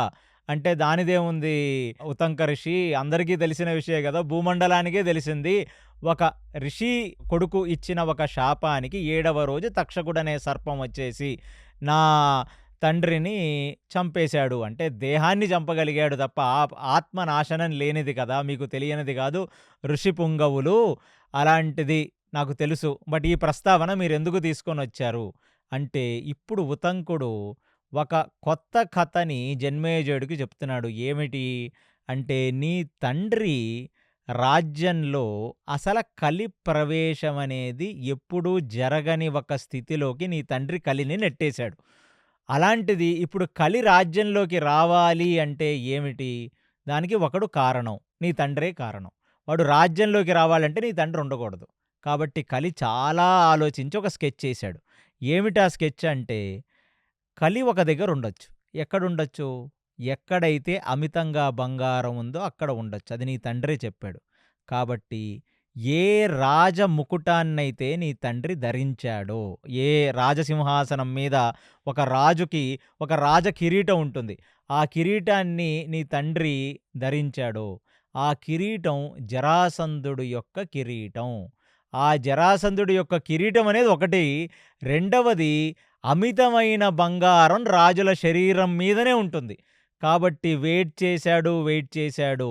నీ తండ్రి ఎప్పుడైతే ఆ రాజకిరీటంతో, ఒంటి మీద బంగారంతో, అక్షయబాణ తూనీరాలు, బంగారపు కోదండం అన్నీ పట్టుకొని ఎళ్ళాడో ఏ బంగారపు రథం మీద, అక్కడ కలి ఎంటర్ అయిపోయాడు. కలి ప్రవేశించాడు. ప్రవేశించి నీ తండ్రిలో ఒక ఫ్రస్ట్రేషన్ తీసుకొనొచ్చాడు. ఆ ఫ్రస్ట్రేషన్ తీసుకొని వచ్చి ఆ ఋషి మునిని అతను నీళ్ళడగటం, ఆ ఋషి సమాధిలో ఉండటం, ఈ నీళ్ళివ్వలేకపోవటం అనేదంతా జరిగింది. దానివల్ల ఆ బాలుడు శపించాడు. అంటే అది గూడా తెలిసిందే గదా స్వామి! కానీ మీరు చెప్పిన పాయింట్ మాత్రం కొత్తది. మా తండ్రి జరాసంధుడి యొక్క కిరీటాన్ని పెట్టుకున్నాడు. ఆ కిరీటమే ఇప్పుడు నేను పెట్టుకున్నాను. కాబట్టి ఇగ ఈ కిరీటాన్ని మేము బయటికి పంపించేస్తాము. ఇగ మా శరీరాల మీద గూడా మేము ఎక్కువ బంగారాన్ని వెయ్యము. మేమేమనుకున్నామంటే అమితమైన బంగారం అంటే ఎంత అమితమో అని అనుకున్నాం గానీ, ఎక్కడ బంగారం ఉంటే అక్కడ కలిప్రవేశం జరుగుతుంది. కాబట్టి ఖచ్చితంగా మీరు చెప్పింది చాలా మంచి విషయం. ఇవాల్నించి మేము కూడా బంగారాన్ని త్యజించి, మేము కేవలం ఒక సాత్వికంగా బ్రతుకుతాం. అంటే మా పెద్ద తాతగారైన ధర్మరాజు ఎలా అయితే యోగి పుంగవుడుగా రాజ్యాన్ని వేలాడో అలాగే మేము వేలతాం అని చెప్తే, ఉతంకుడు అంటున్నాడు, ఇక్కడ ఇంకా పెద్ద విషయం ఉందిరా నాయనా! తక్షకుడికి మీ కుటుంబంతో పూర్వ వైర్యం ఉంది. అది నువ్వు గుర్తుంచుకోవాలి. ఋషి శాపం వల్ల తక్షకుడొచ్చి నీ తండ్రిని చంపలేదు. తక్షకుడే వచ్చి చంపుతాడని ఋషి నోటిలోంచి ఎందుకొచ్చింది? ఋషి బాలుడి నోటిలోంచి. ఎందుకంటే తక్షకుడు నీ కుటుంబాన్ని పగబట్టాడు అని చెప్తాడు. అది ఎలాగా? ఇది నాకు చెప్పవలసినది అని కోరతాడు జన్మేజయుడు. అప్పుడు చెప్తాడు, నాయనా పూర్వం మీ తాతగారైన అర్జునుడు, దాని తర్వాత శ్రీకృష్ణ పరమాత్మ వీళ్ళిద్దరూ కలిసి కాండవ వనదహనానికి వెళ్ళారు. ఇదంతా ఆది పర్వంలో చివరాఖరి ఘట్టంలో వస్తది. దానికి కనెక్ట్ చేస్తున్నాడనమాట. అంటే వ్యాసుడు స్క్రీన్ ప్లే కూడా చాలా విచిత్రంగా ఉంటది. అన్నీ ఇంటర్‌లింక్డ్ ఉంటాయి మహాభారతంలో. ఇక్కడ చెప్తున్నాడు, మీ తాతగారులైన అర్జునుడు, శ్రీకృష్ణ పరమాత్మ ఇద్దరూ కలిసి ఆ ఎండాకాలంలో ఇంద్రప్రస్థం నుంచి సేదతీరటానికి గంగా ఒడ్డున ఉన్న ఈ కాండవ వనానికి వెళతారు. వెళ్ళినప్పుడు అక్కడ అగ్నిదేవుడొచ్చి, నాయనా నాకు అగ్నిమాంద్యం జరిగింది. ఈ మందాగ్ని పోవాలి అంటే నేను వనంలో ఉన్న మూలికలు అవి తినాలి. కాబట్టి ఈ కాండవ వనం అనేది నేను తినాలని బ్రహ్మదేవుడే నాకు చెప్పాడు. ఆ రోజు నుంచి నేను కాండవ వనాన్ని ఆయుర్వేద మూలికల్లాగా తిని నాకున్న మందాగ్నిని నయం చేసుకుందామని నేను ప్రయత్నిస్తుంటే, ఆ తక్షక నామ సర్పం కాండవ వనంలో ఉంటుంది కాబట్టి, ఆ తక్షకుడు ఇంద్రుడికి ఫ్రెండ్ కాబట్టి, ఆ ఇంద్రుడు నన్ను తిననివ్వకుండా చేస్తున్నాడు నాయనా, కాబట్టి దయచేసి నువ్వు నాకు హెల్ప్ చెయ్యవలసినది అని ఒక కోరిక కోరగా, సమస్త యోగులు, మునులు, తపస్సులు ఎన్నో యజ్ఞాలు, యాగాలు చేయాలంటే అగ్నికి అగ్నిమాంద్యం ఉండకూడదు. కాబట్టి అలాంటి ఒక అగ్నిదేవుడికి చేసే సేవ సమస్త భూమండలానికి చేసే సేవగా భావించి, నీ తాతలు ఇద్దరూ కలిసి కాండవ వనదహనానికి వాళ్ళు చేసిన ఈ లోక కళ్యాణానికై వాళ్ళు ఆ కాండవ వన దహనానికి దేవతలతో యుద్ధం చేస్తున్నప్పుడు, అక్కడ తక్షకుడి భార్య, ఆ భార్యకి ఉన్న కొడుకు అంటే తక్షకుడు కొడుకైన అశ్వసేనుడు అనే ఒకడు పగబట్టాడు. ఆ పగబట్టి వాడే వచ్చి కర్ణుడి యొక్క బాణతూనీరంలో చేరి కర్ణుడే మళ్ళీ ఆ అశ్వసేన సర్పాస్త్రాన్ని ప్రయోగించి అర్జునుడిని చంపుదామని ప్రయత్నిస్తే, మీ తాతగారైన అర్జునుడు యొక్క ఆ కిరీటి అని ఎక్కడి నుంచి పేరొచ్చిందంటే ఇంద్రుడిచ్చిన కిరీటం వల్ల. ఆ కిరీటాన్ని ధ్వంసం చేశాడు. అలాంటి ఒక పగబట్టిన వంశమే ఈ తక్షకుడు, అశ్వసేనుడు లాంటి వంశం. అక్కడ అర్జునుణ్ణి చంపలేకపోయాడన్న బాధతో అశ్వసేనుడు వెళ్ళి తన తండ్రైన తక్షకుడికి చెప్పుకున్నాడు. నాన్న, మీ భార్యని, నా తల్లిని చంపేశారు వీళ్ళు, ఈ కుటుంబం వాళ్ళు. అలాంటిది వీళ్ళని మనం ఏమీ చెయ్యలేకపోతున్నామే అని చెప్తే, దానికి తక్షకుడు వెయిట్ చేసి చేసి చేసి అక్కడ ఎప్పుడైతే బ్రాహ్మణుడి నోటి వెంట తక్షకుడనే సర్పం చేతిలో నీ మృత్యు ఉంటుంది అని శపించాడో, ఆ పరీక్షితుడు మీద తన పగ, కసి, ప్రతీకారం తీర్చుకోవటానికి వచ్చాడు. అంతేగాని ఇది యాదృచ్ఛికం కాదు నాయనా, కేవలం ఋషిబాలుడి యొక్క శాపంతో తక్షకుడొచ్చి నీ తండ్రిని చంపలేదు. వాడి మనసులో ఎంతో క్రోధము, ఎంతో కార్పణ్యము ఉంది. వాడు రివెంజ్ తీర్చుకోవాలి అనే ఒక దృష్టితో వాళ్ళ భార్యని మీ తాతగారు చంపారని వచ్చాడు. ఎప్పటికైనా ఈ తక్షకునుడు, ఈ అశ్వసేనుడు, ఆ మాటికొస్తే ఈ సర్పములను నమ్మలేము. కోల్డ్ బ్లడెడ్ క్రియేచర్స్ ఈ సర్పములు. వాళ్ళ మనసులో పగబట్టుకుంటాయి. ఎప్పటికైనా మీ వంశానికి దీనివల్ల అన్యాయం జరుగుతుంది. అంతేకాకుండా భూమండలం మొత్తం ధర్మబద్ధంగా ఏలుతున్న ఆ శ్రీకృష్ణ పరమాత్మ యొక్క అనుగ్రహంతో పుట్టిన మీ నాన్నగారైన పరీక్షితుణ్ణి చంపితే నీ రక్తం ఎలా మరగట్లేదు. సో తక్షణం నువ్వు ఆ తక్షకుణ్ణి, ఆ అశ్వసేనుణ్ణి, సర్పజాతిని సంహరించవలసినది అని చెప్పి ఉతంకుడు కోరాడు. అప్పుడు బల్బెలిగింది మన జన్మేజయుడికి. అమ్మ, అంటే జరిగిందంతా ఇంటర్ రిలేటెడ్. ఇక్కడ ఏది కూడా ఋషి కొడుకు యొక్క నోటి నుంచి ఉత్తగా రాలేదు. కాబట్టి తక్షకుడు అందుకునే 7 రోజులు భాగవతం చదివి, భాగవతం విని, శ్రవణం ద్వారా మోక్షం పొందుదామనుకున్న నా తండ్రి శరీరం వదిలేసిన తర్వాత, అంటే ఎలా అయితే ద్రోణాచార్యుడు శరీరం వదిలేసిన తర్వాత దృష్టద్యుమ్నుడు వెళ్ళి తన తల నరికి తలనిసిరేశాడో, అలాగా నా తండ్రి శరీరం వదిలేసిన తర్వాత వచ్చి అంత క్రూరంగా ఈ శరీరాన్ని దహించాడు. కాబట్టి ఎప్పటికైనా ఈ సర్పజాతి వల్ల మనకి నష్టమే. ప్లస్ కలియుగాన్నే శాసించగలిగిన పరీక్షితుడినే చంపటం అనే ఒక సాహసం చేశాడు. కాబట్టి ఇక తక్షకుడు అనే ఒకడిని ప్లస్ సర్పజాతిని మొత్తం నాశనం చెయ్యవలసినదే అని చెప్పి ఉతంకుడు చెప్పిన మాటలకు అతను ప్రభావితుడయ్యి ఉతంకుడికి మాటిచ్చాడు. తక్షణం నేను సర్పయాగం చేస్తాను. ఆ సర్పయాగంలో ఈ తక్షకుడు ఇత్యాది వాడి కొడుకైన అశ్వసేనుడు ఇత్యాది సర్పజాతులన్నిటినీ కూడా నేను నాశనం చేసేస్తాను అనే విషయం చెప్పాడు. ఇంతకీ ఉతంకుడేంటి, ఏ పని పాట లేకుండా ప్రశాంతంగా రాజ్యం ఏలుతున్న జన్మేజయుడి దగ్గరికి వచ్చి ఎందుకు అతనికి కథ చెప్పాడు అంటే, దీనికొక కథ ఉంది మళ్ళీ. సో ఉతంకుడి కథ నేను కేవలం ఒక చిన్న స్టోరీ లాగా కంప్లీట్ చేస్తాను. అది చాలా పెద్ద కథ. అది మళ్ళీ డీప్గా మహాభారతం లోపలికి వెళ్ళినప్పుడు ఆ ఉతంకుడి యొక్క కథ, అందులోని ధర్మ సూక్ష్మాలన్నీ మాట్లాడుకుందాం. ఉతంకుడు ఒకానొక సంఘటనలో తన గురువుగారి దగ్గర ఆయన శిష్యరికం చేసి, గురువుగారి దగ్గరికి వచ్చి పూర్తి శిష్యరికం అయిపోయిన తర్వాత, గురువుగారు మీకేమన్నా దక్షిణ ఇవ్వాలా అని అడిగితే, గురువుగారు నాకేమీ అక్కర్లేదు అని చెప్పగా, గురువుగారికి ఏ దక్షిణ ఇవ్వకుండా వెళితే నేర్చుకున్న ఆ విద్య ఎలా ఫలిస్తుంది అని అనుకున్న ఉతంకుడు గురు పత్ని దగ్గరికి వెళ్ళి అమ్మా నేను గురుదక్షిణ ఇవ్వాలనుకుంటున్నాను. గురువుగారా గురుదక్షిణ తీసుకోవట్లేదు. కాబట్టి గురుపత్నైన మీకు ఏదన్నా కావాలంటే చెప్పండి. గురుదక్షిణ ఇచ్చి గురు రుణాన్ని ఎప్పటికీ తీర్చుకోలేకపోయినా నా కృతజ్ఞతాపూర్వకంగా నేనేదో ఒకటి ఇచ్చి నా గురుదక్షిణ ఇచ్చాననే ఒక మెంటల్ సాటిస్ఫాక్షన్ అన్నా నాకుంటుంది. మీరు చెప్పవలసినది అని గురుపత్నిని కోరగా, ఆ గురుపత్ని ఆ దేశపు రాజైన సుదాసన, ఆ దేశపు రాజు. ఆ రాజు యొక్క భార్య పేరు మదయంతి. ఆ మదయంతి యొక్క కర్ణకుండలములు తీసుకురావలసినదిగా ఆ ఉదంకుడి యొక్క గురుపత్ని కోరుతుంది. ఉదంకుడి యొక్క గురుపత్ని కోరినట్లుగానే మదయంతి యొక్క కర్ణకుండలములు తీసుకోవటానికి ఉదంకుడు ఆ రాజు దగ్గరికి వెళతాడు. సో, ఎవరైనా ఒక బ్రహ్మచారి బ్రహ్మచర్యాన్ని పూర్తి చేసుకొని గురుదక్షిణ చెల్లించడానికి ఆ శిష్యుడి దగ్గర ఏమీ ఉండదు కాబట్టి, ఒక రాజే తనకి అంటే చదువయిపోయిన వాళ్ళకి ఉద్యోగం వచ్చిన మొదట ఆ స్టైఫండ్ అనేది పూర్వం రాజు మాత్రమే ఇచ్చేవాడు. ఇప్పుడు ఫారిన్ కంట్రీస్‌లో గవర్నమెంట్ ఇస్తది ఆ స్టైఫండ్ అనేది.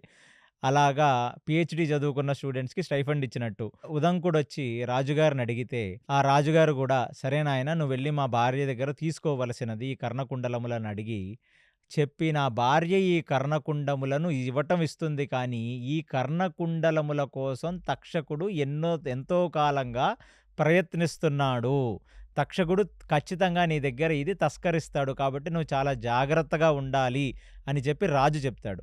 రాజు చెప్పిన దాన్ని అతను కూడా చాలా సీరియస్‌గా తీసుకొని వెళ్ళి ఆ రాణిగారిని అడిగితే, రాణిగారు గూడా కొన్ని పరీక్షలవి పెట్టి, ఆ ఉతంకుడికి తన యొక్క కర్ణకుండలములను ఇచ్చేస్తుంది. అంటే చెవుకు పెట్టే దిద్దులనమాట.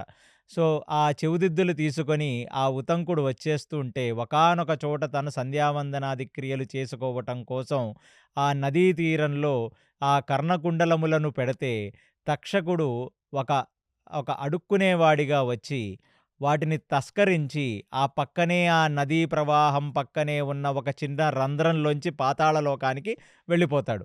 సో, దాని తర్వాత అంటే ఇదొక పెద్ద స్టోరీ చెప్పుకోవడానికి. సో, ఉతంకుడు కూడా కిందకు వెళ్ళి ఆ పాతాళ లోకానికి వెళ్ళి తక్షకుడిని అడిగి, దాని తర్వాత ఇంద్రుడు యొక్క ఆశీర్వాదములతో మళ్ళీ ఆ చెవుదిద్దులను, ఆ కర్ణకుండలములను చేజిక్కించుకున్న ఉతంకుడు వచ్చి ఆ గురుపత్నికి తను ఫైనల్లీ తన గురుదక్షిణ ఇవ్వగలుగుతాడు.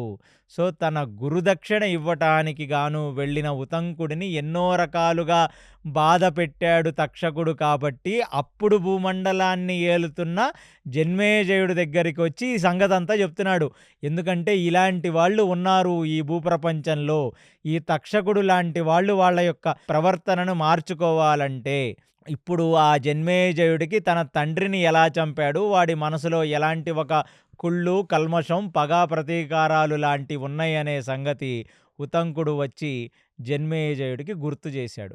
ఇక జన్మేజయుడు పూర్తిగా ట్రిగర్ అయిన వాడై, ఇక ఆ ఉతంకుడు చెప్పిన మాటలను సీరియస్‌గా తీసుకొని, ఇక అక్కడ సర్పయాగం చెయ్యాలి అని పూనుకొని, ఆ సర్పయాగానికి కావలసిన ఏర్పాట్లన్నీ చేయించి తను, తన నలుగురు కొడుకులు వేదవ్యాసుడు, వైశంపాయనుడు, అక్కడికొచ్చిన జైమిని, పాలిని ఇలాంటి మహోత్కృష్టమైన ఋషులు అందరూ అక్కడ ఉండగా వాళ్ళందరి సమక్షంలో సర్పయాగం మొదలుపెట్టాడు. ఈ సర్పయాగం యొక్క ప్రధాన కర్తవ్యం ఏమిటంటే, భూమండలంలో కలియుగంలో కలిపురుషుణ్ణే శాసించగలిగిన పరీక్షితుడిని కూడా నాశనం చెయ్యగలిగిన శక్తి ఆ తక్షకుడికి, ఆ పాములకు ఉంది కాబట్టి సమస్త భూమండలంలో కాదు, బ్రహ్మాండంలో ఉన్న సర్పజాతి మొత్తం కూడా వెళ్ళి ఆ సర్పయాగంలో వాళ్ళంతా హిప్నాటిజం అయిపోయి, ఆ పాములు వాటంతట వాటొచ్చి ఈ యజ్ఞ ఆహుతికి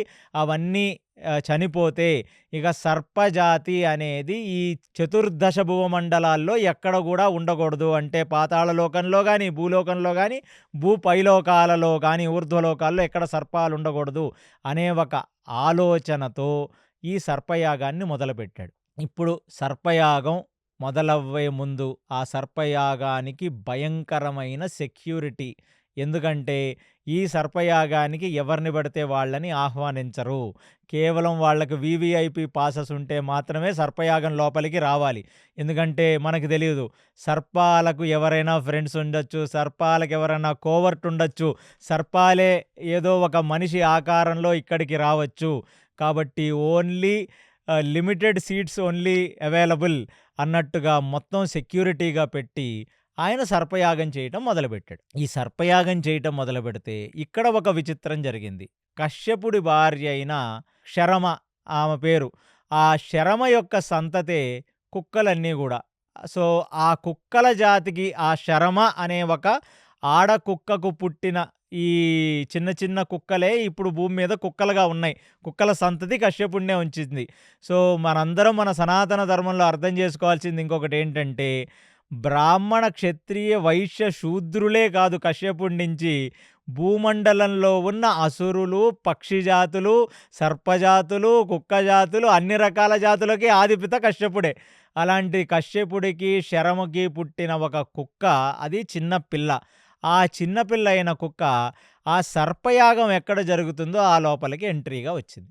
వస్తే అక్కడ ఈ జన్మేజయుడు యొక్క ముగ్గురు తమ్ముళ్ళు కూడా చూచారు. ఏమిటి? Uninvited guest. అసలు లోపలికి ఎవరు రానిచ్చారు? పాసులుంటే తప్ప లోపలికి ఎవరిని రానివ్వరు. అలాంటిది ఈ కుక్క పిల్ల ఎందుకొచ్చింది సర్పయాగానికి? పోనీ కుక్కేమైనా సర్పమే కుక్కగా వచ్చిందా? లేకపోతే ఎందుకొచ్చిందో ఎవరికీ తెలీదు. కాబట్టి ఇలాంటి ఒక వీవీఐపీ ది మోస్ట్ సెక్యూరిటీ పరంగా చేస్తున్న ఒక కాంట్రవర్షియల్ సర్పయాగానికి ఎవరిని చూసినా అనుమానించాల్సిందే. కాబట్టి ఈ ముగ్గురు తమ్ముళ్ళైన ఉగ్రసేన, భీమసేన, శృతసేన ముగ్గురు కలిసి ఆ కుక్కని రౌండ్ చేసి చితగ్గొట్టేశారు ఆ కుక్కని. ఎందుకంటే వాళ్ళకొక రకమైన డౌటు. ఏమిటి? ఈ కుక్క కొవర్ట్ గూడా అయ్యుండొచ్చు. లేదా ఈ కుక్క ఎవరో అయ్యుండొచ్చు. మనకు తెలీదు. మనం వెలవని కుక్క మనకొచ్చింది. అంటే ఆ కుక్క వెళ్ళి ఆ కుక్కలకు తల్లైన శరమకు చెప్పుకుంది. ఏమనంటే, నేను సర్పయాగం చూడటానికి అక్కడికి వెళితే నన్ను చితగ్గొట్టేశారు అని కుక్క పిల్ల కంప్లెయింట్ ఇచ్చింది. కంప్లెయింట్ ఇస్తే శరమ గూడా ఆమె ఏమీ అంత తొందరపాటు పడకుండా, ఏదో ఒక కుక్క బుద్ధి నువ్వు చూపించుకొనుంటావు. అందుకనే నిన్ను కొట్టుంటారు అంది. లేదమ్మా, నేను ఏ కుక్క బుద్ధి చూపించుకోలేదు. అంటే శరం అడిగింది. అక్కడున్న ద్రవ్యములను చూసి సొంగగార్చటం, ఆ ద్రవ్యములను స్పృశించడానికి దగ్గరికి వెళ్ళటం, లేకపోతే కుక్క జాతిలో నువ్వు చేసే మలమూత్ర విసర్జనాలేవైనా పవిత్రమైన ఆ యజ్ఞస్థలంలో చెయ్యటం, ఎవరినన్నా కరవటానికి వెళ్ళటం, ఏమైనా తినటానికి వెళ్ళటం ఇలాంటివేమన్నా చేశావా? నువ్వు చెప్పినవేమీ నేను చేయలేదు. నేను కేవలం ఒక కుక్కగా జన్మేజయుడు చేస్తున్న సర్పయాగం గురించి 10 లోకాల్లో 10 రకాలుగా మాట్లాడుకుంటుంటే అవన్నీ చూసి తరిద్దామని చెప్పి నేను వెళితే, ఆయన యొక్క ముగ్గురు తమ్ముళ్ళు నన్ను రౌండేసి నన్ను చితక్కొట్టేశారు. ఇదిగో ఇలాగ రక్తం గారుతుంది నాకు అని చెప్పి శరమకు చెప్తే, నీ ప్రమేయం ఏమీ లేకుండా, నువ్వు ఎటువంటి దుష్ప్రవర్తన చెయ్యకుండా, నీ కుక్క స్వభావం చూపించకుండా గూడా నిన్ను గాని వాళ్ళు కొట్టి ఉంటే నేను వెళ్ళి మాట్లాడతానని ఆ శరమ అప్పుడు ఆ సర్పయాగానికి వచ్చి, అక్కడ జన్మేజయుణ్ణి చూచి, క్షత్రియోత్తములంటే భూమండలంలో ఉన్న వాళ్ళందరినీ గూడా తమ యొక్క పిల్లలుగా భావించాలి. అందులో నా కొడుకు చేసిన తప్పే ఉంది, చిన్న కుక్క పిల్ల. అది ఇక్కడికొచ్చింది. దాన్ని మీరు తరిమేసుండొచ్చు. కానీ కుక్క ప్రవర్తన అది చూపించకపోయినా మీరు మీ క్షత్రియ ధర్మాన్ని కోల్పోయి, విచక్షణ శక్తి లేకుండా మీరు దాన్ని కొట్టారు. కాబట్టి ఇలాగ మీరు చేశారు కాబట్టి, అందులోనూ మీరు రాజులు, ఈ భూమండలాన్ని ఏలుతున్న చక్రవర్తులు.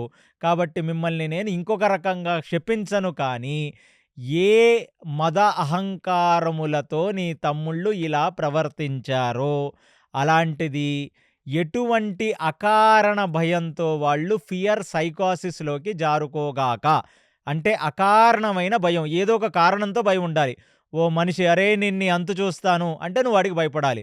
అంతేగాని వాడు ఏదో ఎటకారంగా చూసినా నీలో భయం వచ్చేస్తది. వాడు ఎందుకలా చూసాడు? కొంపదీసి నన్ను చంపుతాడా ఏమిటి? కారులో బయటికి వెళ్ళాలి. అమ్మో! యాక్సిడెంట్ అవుతదా ఏమిటి? ఇప్పుడు బెంగుళూరు ఎళ్ళాలి, ఫ్లైట్ ఎక్కాలి. అమ్మో! ఫ్లైట్ కూలిపోద్దా ఏమిటి? అమ్మో! ట్రైన్‌లో వెళదాం. ట్రైన్ పట్టాలు తప్పుద్దా ఏమిటి? లేకపోతే బస్సులో వెళదాం. ఈ మధ్య బస్సులో యాక్సిడెంట్లు జరుగుతున్నాయా ఏమిటని చెప్పి ఏది చూసినా భయపడుతూ, బిత్తిరి చూపులు చూసుకుంటూ, ఎక్కడ కూర్చోవాలో గూడా అర్థం గాకుండా, ఆ సర్పయాగం మొత్తం పిచ్చెక్కి తిరుగుతూ, పెద్ద పెద్ద ఆసనాలని ఏర్పరచుకొని, ఆ అగ్నికి దూరంగా, అక్కడ ఉన్న మనుషులకు దూరంగా సెపరేట్ 3 ఆసనాలేసి, ఆ 3 ఆసనాల మీదకెక్కి కూర్చున్నారు ఈ జన్మేజయుడి యొక్క ముగ్గురు తమ్ముళ్ళు. అది చూసిన జన్మేజయుడికి డౌటొచ్చింది. అన్నీ దగ్గరుండి చూసుకోవాల్సిన పెద్ద మనుషులు మీరేంట్రా పెద్ద పెద్ద ఆసనాలెక్కారు. అసల కింద గూడా కాళ్ళు పెట్టట్లేదు. అన్నీ కవర్ చేసుకున్నారు. మంచి బుల్లెట్ ప్రూఫ్‌లేసుకున్నారు. ఏమిటి సంగతంటే, అమ్మో! పాములొచ్చే దారిలో మనం కాళ్ళు కింద పెడితే పాములు కాటేస్తాయేమో! అమ్మో! మనుషులెవరన్నా వచ్చి చంపేస్తారేమో! పెద్ద పెద్దగా హవిష్యులో ఘృతం వేసుకుంటూ, నెయ్యి వేసుకుంటూ అగ్ని పైకి లెగుస్తున్నప్పుడు ఆ రవ్వలొచ్చి మా మీద పడతాయేమో! ఆ అగ్నే మమ్మల్ని దహిస్తదేమో! ఎవరన్నా శత్రువులొచ్చి మమ్మల్ని చంపేస్తారేమో! అని చెప్పి మేము జాగ్రత్తలు తీసుకొని ఇలా కూర్చున్నామని జెప్తారు. అది విన్న జన్మేజయుడికి మైండ్ బ్లాక్ అయిపోద్ది. ఎలాంటి క్షత్రియ వీరులకు పుట్టామురా మనం. మీరందరూ ఇంత బిత్తిరి బిత్తిరిగా తయారయ్యారేమిటిరా మీరంతా. అసలు ఏమిటిరా ఈ పంచాయితీ అని జెప్తే, ఇప్పుడు అక్కడికి వైశంపాయనుడు వచ్చాడు. వైశంపాయనుడు రాగానే వైశంపాయనుడనే వ్యక్తి ఆ రోజుల్లో ది మోస్ట్ ప్రామినెంట్ సెయింట్. ఇది నేను ఆఖరిలో చెప్తానసలు ఎవరు వీళ్ళంతా, ఈ వైశంపాయనుడు వీళ్ళంతా. సో, వైశంపాయనుడు రాగానే వైశంపాయనుడికి అర్ఘ్యపాద్యాదులిచ్చిన జన్మేజయుడు, వైశంపాయనుడికి బిత్తిరి చూపులు చూస్తున్న ముగ్గురు తమ్ముళ్ళని చూపించి, "ఒక గంట ముందు వరకు బానే ఉన్నారు స్వామి. ఇన్ని అరేంజ్‌మెంట్సు చేశారు. చివరాఖరికి యజ్ఞంలోకొచ్చేసరికి బిత్తిరి చూపులు చూపిస్తూ అగ్ని నుంచి భయమేస్తుంది, మంటల నుంచి భయమేస్తుంది, మనుషులంటే భయమేస్తుంది, కింద పాములుంటాయేమో" అని చెప్పి పెద్ద పెద్ద ఆసనాలేసుకొని కూర్చున్నారు వీళ్ళంతా. ఏమిటి ఈ విచిత్రం అని అడిగితే, అప్పుడు అక్కడ వైశంపాయనుడు జన్మేజయుడికి చెప్పటం మొదలుపెట్టాడు. ఏమిటి చెప్తున్నాడు అంటే, నాయనా అసల ఎలాంటి తేజస్సులో మీకు తెలుసా? మీరెలాంటి తేజస్సులో మీకు తెలుసా? మీరు ఎవరికి పుట్టారో, వాళ్ళు ఎవరికి పుట్టారో, వాళ్ళు ఎవరికి పుట్టారో అసల మీ వంశవృక్షం తెలుసా మీకు? కాబట్టి ఎలాంటి వీర క్షత్రియ రక్తం మీ యందు ప్రవహిస్తుందో మీకు తెలుసా? మీ తండ్రి గారైతే సాక్షాత్తు కలినే శాసించిన వ్యక్తి. అలాంటి వాడికి పుట్టి మీరు ఇంత భయపడటం ఏమిటి అని చెప్పి ఆయన నిర్ఘాంతపోయి జన్మేజయుడి యొక్క తమ్ముళ్ళని చూసి ఆయన యొక్క దివ్య దృష్టితో ఆయనకి అర్థమయింది శరమ అనే కుక్కల తల్లి వీళ్ళని శపించింది అని. కాబట్టి ఇప్పుడు ఆ సర్పయాగం జరిగే ముందు జన్మేజయుడికి చెప్పాడు. ఏమిటట అంటే, ఒక యాగం చేసే ముందు అక్కడ పురాణ శ్రవణం చెయ్యాలి. కాబట్టి ఏ కథనైతే వింటే మీకు భయాలు కలుగుతాయో, ఏ కథ అయితే మీరు వింటే భయానికే వెనుముకలో భయం కలుగుతుందో, అలాంటి ఒక గొప్ప క్షత్రియుల కథ, 5 సింహాల కథ నేను మీకు చెప్తానని చెప్పి అక్కడ మహాభారతాన్ని చెప్పటం మొదలుపెట్టాడు. అందుకనే ఇది స్వర్గారోహణ పర్వం నుంచి పరీక్షిత జననం, జన్మేజయుడి జననం, ఉత్తంకుడి యొక్క ప్రభావం, సర్పయాగం. ఆ సర్పయాగంలో మొట్టమొదట మహాభారతం భూమండలంలో చెప్పింది ఎవరు అంటే, వైశంపాయనుడు జన్మేజయుడికి చెప్పాడు ఈ మహాభారతాన్ని. ఆ మహాభారతాన్ని జన్మేజయుడికి చెప్తుంటే అక్కడ ఆ రిత్విక్కుల మధ్యలో కూర్చొని విన్నవాడు ఎవరు? ఉగ్రశ్రవ సౌతి అనే ఒక ఋషి విన్నాడు. ఇప్పుడు అసలు ఎవరు వీళ్ళందరూ? ఈ ఋషులెవరు అంటే, కలియుగంలో ఫస్ట్ 36 ఇయర్స్ శ్రీకృష్ణ పరమాత్మ భూమి మీద తిరిగాడు. దాని తర్వాత పాండవులు ఫస్ట్ 36 ఇయర్స్ ఈ భూమండలాన్ని ఏలారు. దాని తర్వాత పరీక్షితుడొచ్చాడు. ఇవన్నీ జరుగుతుండగా వేదవ్యాసుడు అనేది నేను చెప్పాను. కృష్ణ ద్వైపాయన వ్యాసుడు స్వయం నారాయణుడే. వ్యాసుడనేది ఒక పదవి. ఇప్పుడు ఈ కృష్ణ ద్వైపాయన వ్యాసుడు 28వ వ్యాసుడు. సో, ప్రతి కల్పంలో ద్వాపర యుగం ముందు కలియుగ ప్రవేశంలో వస్తాడు వ్యాసుడు. ఎందుకు వస్తాడు వ్యాసుడు? వ్యాసుడి యొక్క ప్రధాన ధర్మం ఏమిటి? కర్తవ్యం ఏమిటంటే, కలియుగ మనుషులకు వేద విభజన చేసి, కలియుగ మనుషులకు ఉపనిషత్ పురాణములను విభజించి, కలియుగ మనిషికి సాధనకు తను ధర్మార్థకామములకు భూమి మీద బ్రతకటానికి ఎంత కావాలో అంత వేదాన్ని అతను కండెన్స్డ్ వర్షన్‌గా చేసి, అవి కలియుగంలో జనులకు ఇవ్వటానికే వ్యాసుడొస్తాడు. అది వ్యాసుడి పాత్ర. అందుకనే వ్యాసుడే మనకు ఆది గురువు.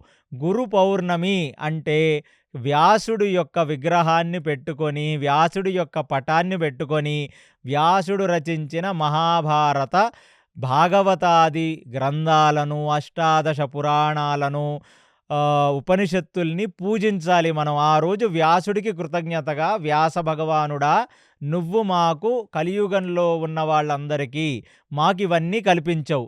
వీటి వల్లనే మేము మా మనుగడ, మా సాధనని మనం ముందుకు తీసుకువెళ్ళగలుగుతున్నాం అని మన ఆది గురువు కృష్ణం వందే జగద్గురు అంటాం.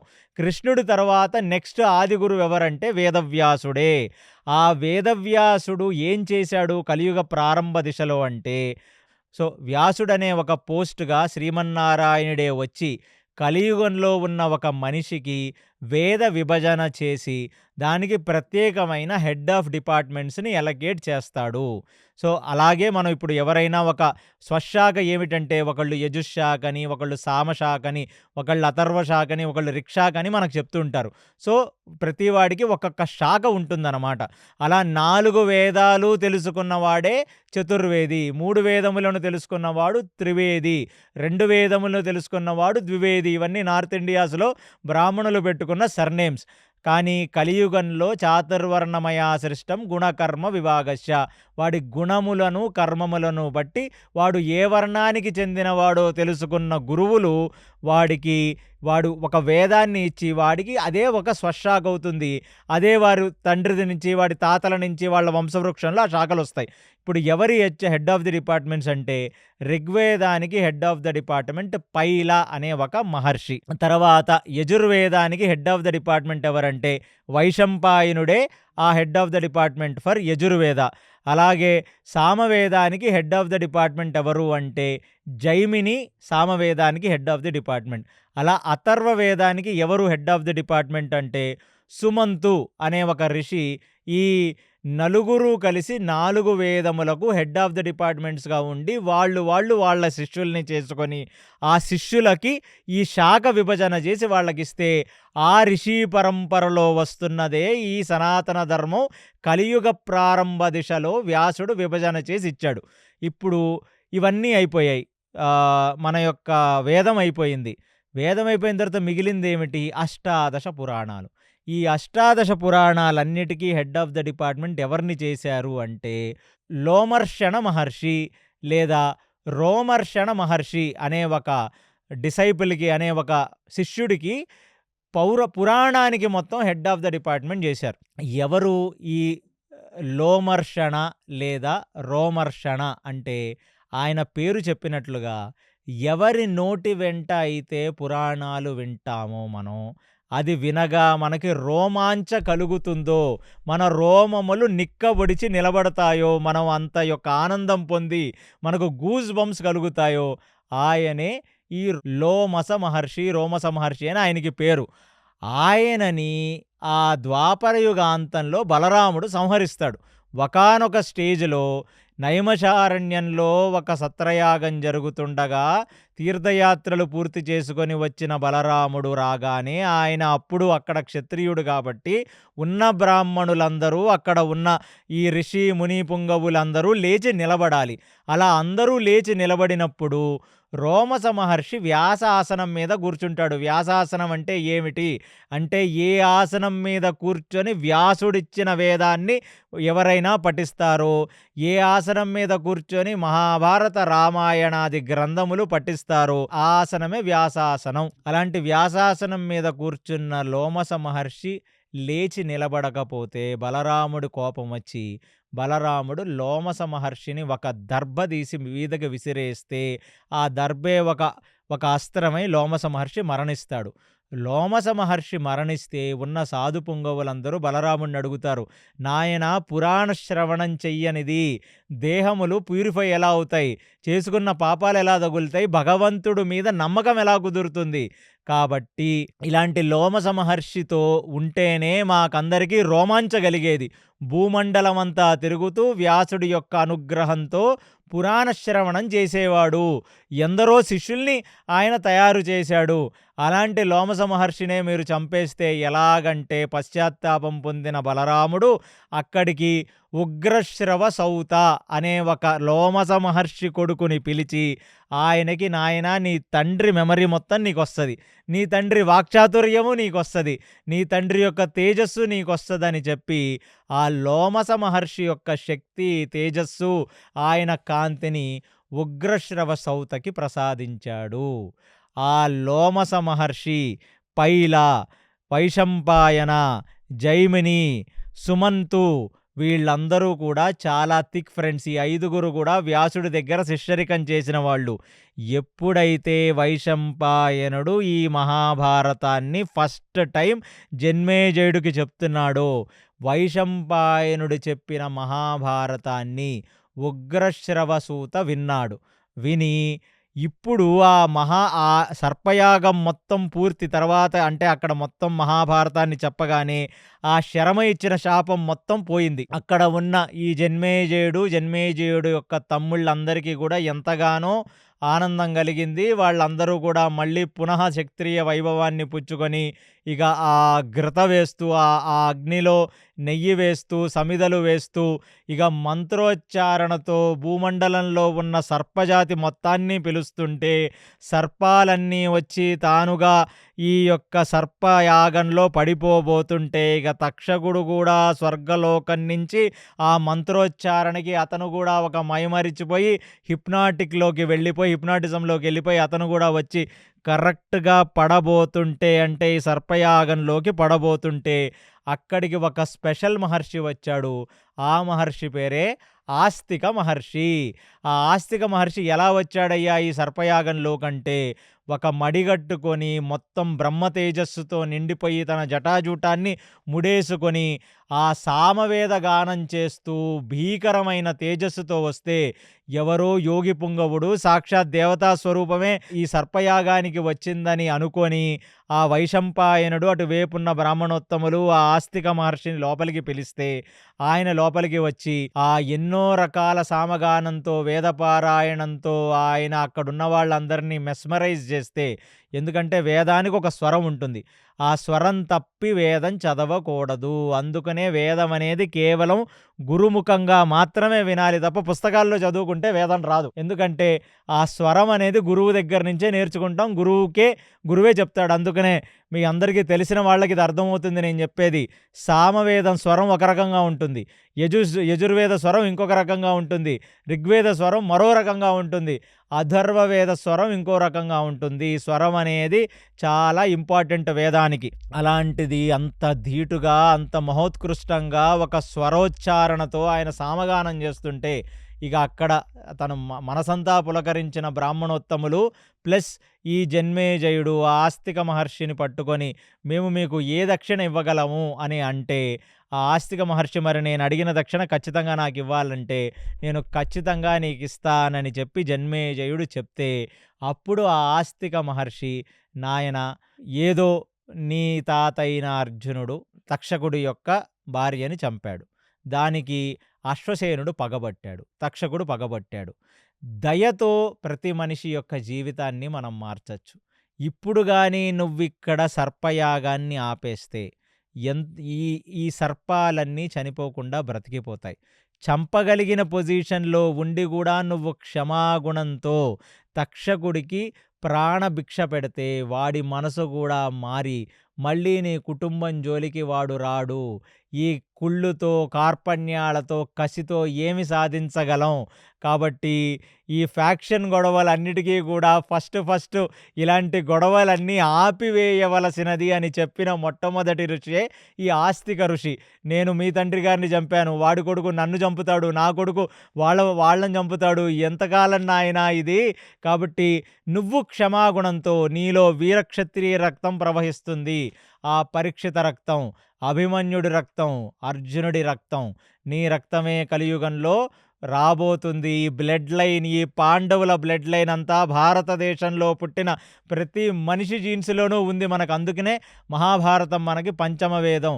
మహాభారతం నుంచే మనం ధర్మం నేర్చుకుంటాం. అలాంటిది నువ్వు క్షమాగుణంతో కానీ సర్పయాగాన్ని ఆపేసి తక్షకుడిని నువ్వు ప్రాణభిక్ష పెట్టి వదిలేస్తే నేను చెప్తున్నాను ఆస్తిక ఋషిగా, ఈ సర్పములన్నీ గూడా నీ కుటుంబంతో ఎప్పుడూ ఆత్మీయంగా, అనురాగంతో ఉంటాయి అని చెప్తే, ఇక్కడ మళ్ళీ ఆస్తిక మహర్షి ఎందుకొచ్చాడనేది అదొక పెద్ద కథ.